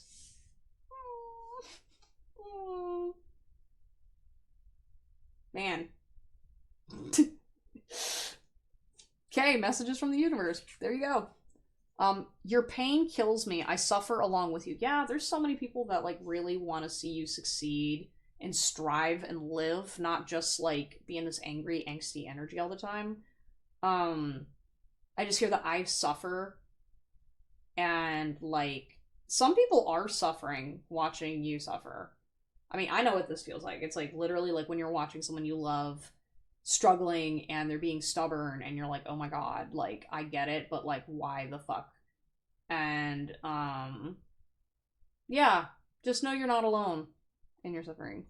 You got, please stay, you're getting me back to myself. Yeah, like, I'm sorry, like, some of you guys, you're like, I need to walk away completely to get my point across, and, like, you're doing a worse job within the situation by not talking to this person. Like, it's almost like this person was like, I was finally getting better, and then you, like, dipped. Or, like, you did something that hurt somebody in a specific kind of way, and you're like, damn, like, the please stay is just like, please, like, quit, like, just do your job. You know what I mean? It's like, just do your job. You know, be there. Exist. There's something about, like, you're getting me. It's almost like you're getting to this person because, like, they just want you around. Sorry. I hope I'm not projecting on you guys, but, like, yeah, the please stay is, like, I don't know if this is, like, again, suicide prevention. There's just, like, this is coming from so many different people, you know, that it's like, I know you've got demons and you've got wounds and stuff, but they want you around. They want you here. They want you healing. And it's not everybody, but, like, the people who really do care want you around. I'm sorry. I don't care what your demons are saying. If we're doomed lovers, then relax. I know the shortcuts through hell. Yeah, it's like, I'm sorry, like, even Hitler had friends. Like, no matter how evil you claim to be on the inside and whatever, it's like there are plenty of people that can meet you at whatever frequency you're at and help you out. Right? Again, I just know the shortcuts through hell. And so, like, in your case, you know, one thing I'm very proud of you, and Spirit's very proud of you, is, because you've been through hell, you know how to navigate it. And, like, yeah, it's not always pretty, but that's because it's hell. You know, you're not going to sit there and get mad at a soldier being covered in blood, you know, like, he made it through. And something about, like, with, like, doomed lovers, it's like, okay, you know what? If a relationship's doomed, then it's over. You got through it, and it was messy, and it was hard, but you got through it. And you don't have to live in hell anymore, because you've got life back, and you can get it back. Let it happen, please, God, let us happen. Yeah, you know, whatever it is that's meant for you will be there for you, always. Okay? Always. I know it's complicated and hard. I still want you anyway. Aw. Yeah, this is like... This feels like family. You know what I mean? Or people that are, like, maybe a soul tribe, or maybe, like, a family type unit. Or maybe people just like you. You know? And, like, yeah, things are gonna be complicated. Like, you know, it's not like I'm telling you all these lovey-dovey things, and yeah, you're gonna have some complicated relationships, and some things, boundaries that were crossed will never be healed. But, like, I still want you anyway. Like, just apologize and heal. Like, healing, I think, is gonna help everybody more than you saying sorry, you know, because it's like, and it's hard, you know, but I think it's harder to see you believe that people don't care just because you hate yourself, you know? You remind me that life is worth fighting for. Yes, you. File number 4. Both of you. 2 and 1. Always. You blow my mind. Can I blow something else too? Oh god. Okay, and then you embody my deepest fantasies. Okay, alright, horny people. We're moving on. Alright, guys, that was a long reading. Again, I apologize, but, poured my heart and soul out there. Hope you guys enjoy it. If you liked this reading, please like and subscribe. All that good stuff. Feel free to DM me if you want a reading. Yeah, and if you want any further clarification on any of the topics that were discussed today, also please go to therapy, if you are not already going. Anyways, though, thank you guys so much, and I will see you all next time. Take care. Goodbye.